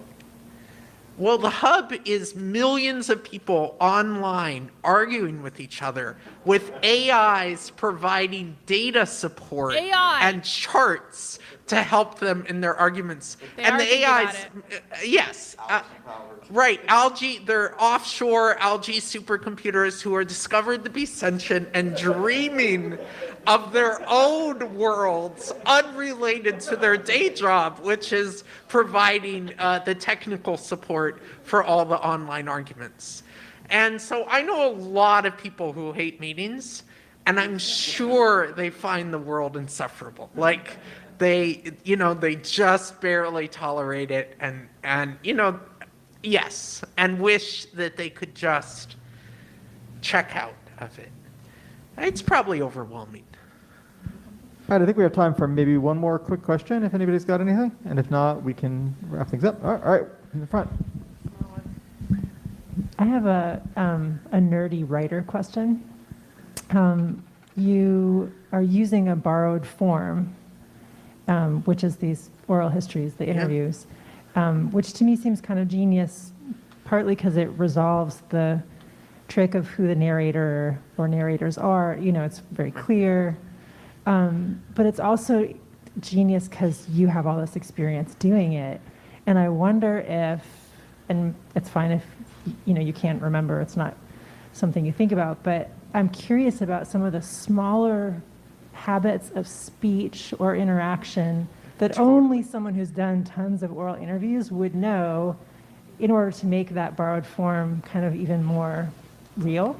Yeah, so New York City Trans Oral History Project, you can go online. We have 196 interviews. You can listen to all of them on your phone. Pixel Propaganda says there is no TV in a world where there is not a profit motive. Pixel Propaganda, that is provably untrue, and North Korea is an example of that. They do have state TV. It is state-run television, state-run entertainment, state-run news. Provably, guys, please, before you say something that is just provably untrue, just take a moment to think about it. There's absolutely still TV in places that are state-run. On the way home, and they're fantastic. What do you think they do in China? And I did 40-some interviews. I transcribed a bunch. They're all transcribed, right? And then you might not know this, in certain kinds of therapy training, 3 times a week after a session, my patient walks out, I shut the door, and then I write down everything we said. And then I read that to my supervisor the next day. It's called process. And that's a huge part of psychoanalytic training. So I'm writing down these conversations after they happen from memory and then reading that out loud. So I'm doing that 3 times a week as part of my training, writing these conversations. So I've written hundreds and hundreds of conversations. Some people are a little shocked to find out their therapist might be doing that. It's a little distressing. So it was indeed a very easy form to do. I've written fiction in the past. I've written 2 novels that didn't get published. I didn't try to publish them. And fiction, there's some really torturous questions about the relationship between objective events, internal psychological monologues, interpersonal relations, on what level of abstraction do you work with these things? And that the oral history form really provides just a beautiful gimmick to be able to hold it all together, and that they can all happen. And it only becomes possible because it's a dialogue. It's not an internal monologue, and it's not an objective narrative. It's somebody trying to tell a story to another person. And because they can't quite tell the story, you learn something about their mind. And because they do kind of tell the story, you learn something about the world. And so you get to learn both along the way, which really allows to explore trauma and things like that. And I've listened to a lot of people and pay attention to different speech patterns and things like that, but I'm not great at it, in that in the first draft, people used very similar turns of phrases that I use. And a lot of the editing was trying to figure out how to have them really speak in a different way. And we got help from an AAVE consultant, expert person around turns of phrases in Miss Kelly's interview. Yeah, we made up some ridiculous slang. I listened to some oral histories of indigenous people in Lakota and Dakota country, and used to organize in Minneapolis with the Mendota Bidawakaton and members of the American Indian movement, and really trying to remember how, from my perspective as a white person from Oregon, how odd the way they told stories was. She's from Oregon. And really thinking about that. And really trying to have it so that each interview takes on its own language, its own mode of speech that is somewhat culturally appropriate, not super offensive. And most of the characters are kind of culturally syncretic. They are influenced by multiple tendencies, so that helps. And not all sounding exactly like each other.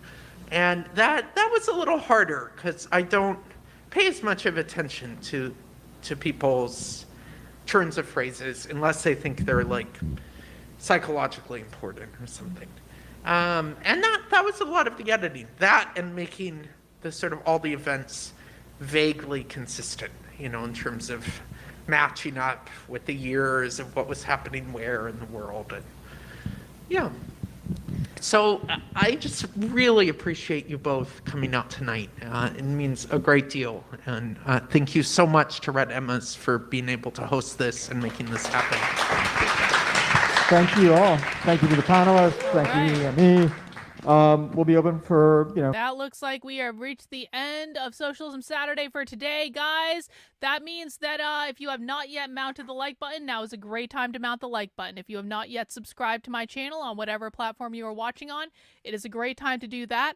As a reminder, I do Socialism Saturday every Saturday at 6 p.m., where we do watch real live radical revolutionary socialists in the United States today. We talk about it. We also do, I do regular streams Monday through Friday at 5 p.m. We've actually been covering a lot of queer anarchy content lately. So make sure that you subscribe and come to the daily streams if you feel like it.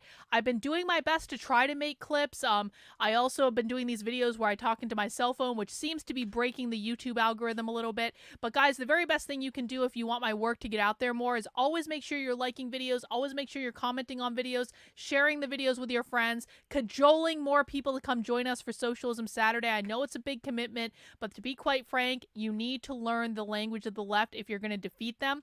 If you want to support the work I'm doing, please head over to my Substack. Again, that is Carlyn, KARLYN.substack.com. Sign up for a membership for $8 a month, $80 a year. I am 100% funded by you. I am grassroots funded, and I cannot do this without you. I will not go to any big donors. I will not go to any political organizations.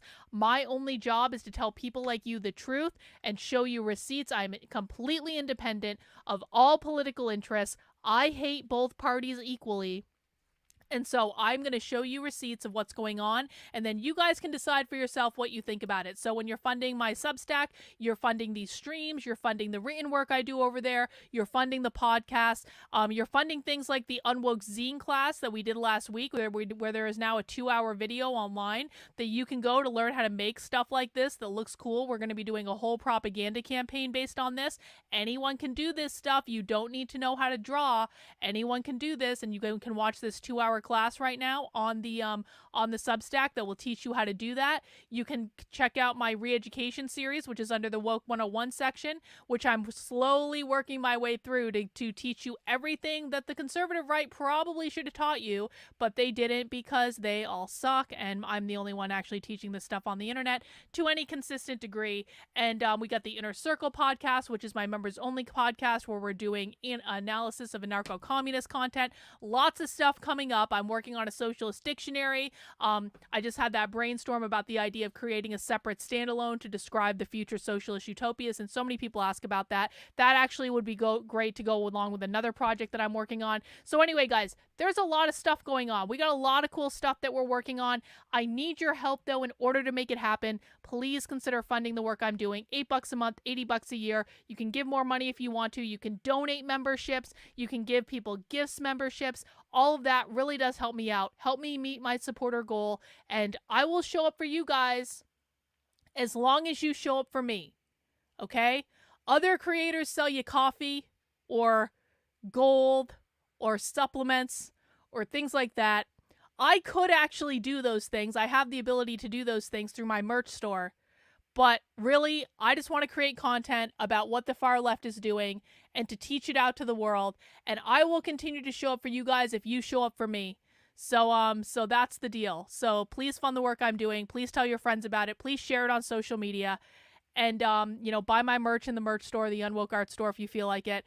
And, let's keep giving our buddy James a hard time.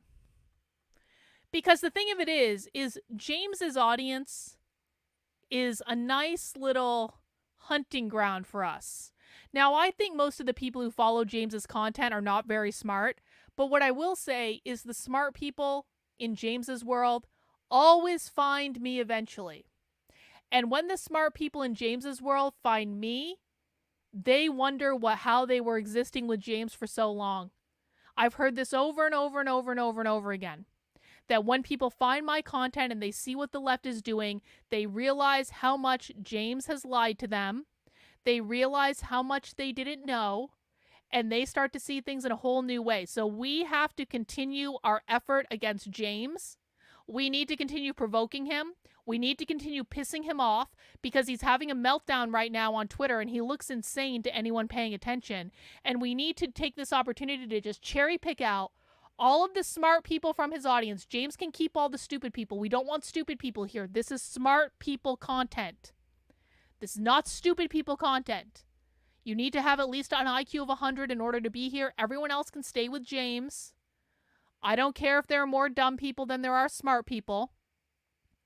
But we need to keep finding those smart people and dragging them over here. And once we show them what we have, they never go back. Once you find me, James looks like fucking elementary school, kindergarten, and all that stuff. And James can keep having the hissy fits that he wants, and I don't really care. Because every time James tweets about me, every time we antagonize James, that just means that more people come over here. So, this is my foundation. Yeah, exactly. This is my foundation. All right, guys, that is all I have. Thank you for spending some time with me on this Saturday evening. I will see you guys soon. Take care. Movie night tomorrow night in the Discord. I will be sending out an email to tell people how to get into the supporter Discord. By the way, we are watching The Manchurian Candidate tomorrow in the supporter Discord in honor of Bot's birthday. And so join us at 8 p.m. tomorrow in the supporter Discord for movie night. And that's all. Take care, guys. We'll see you soon. Bye.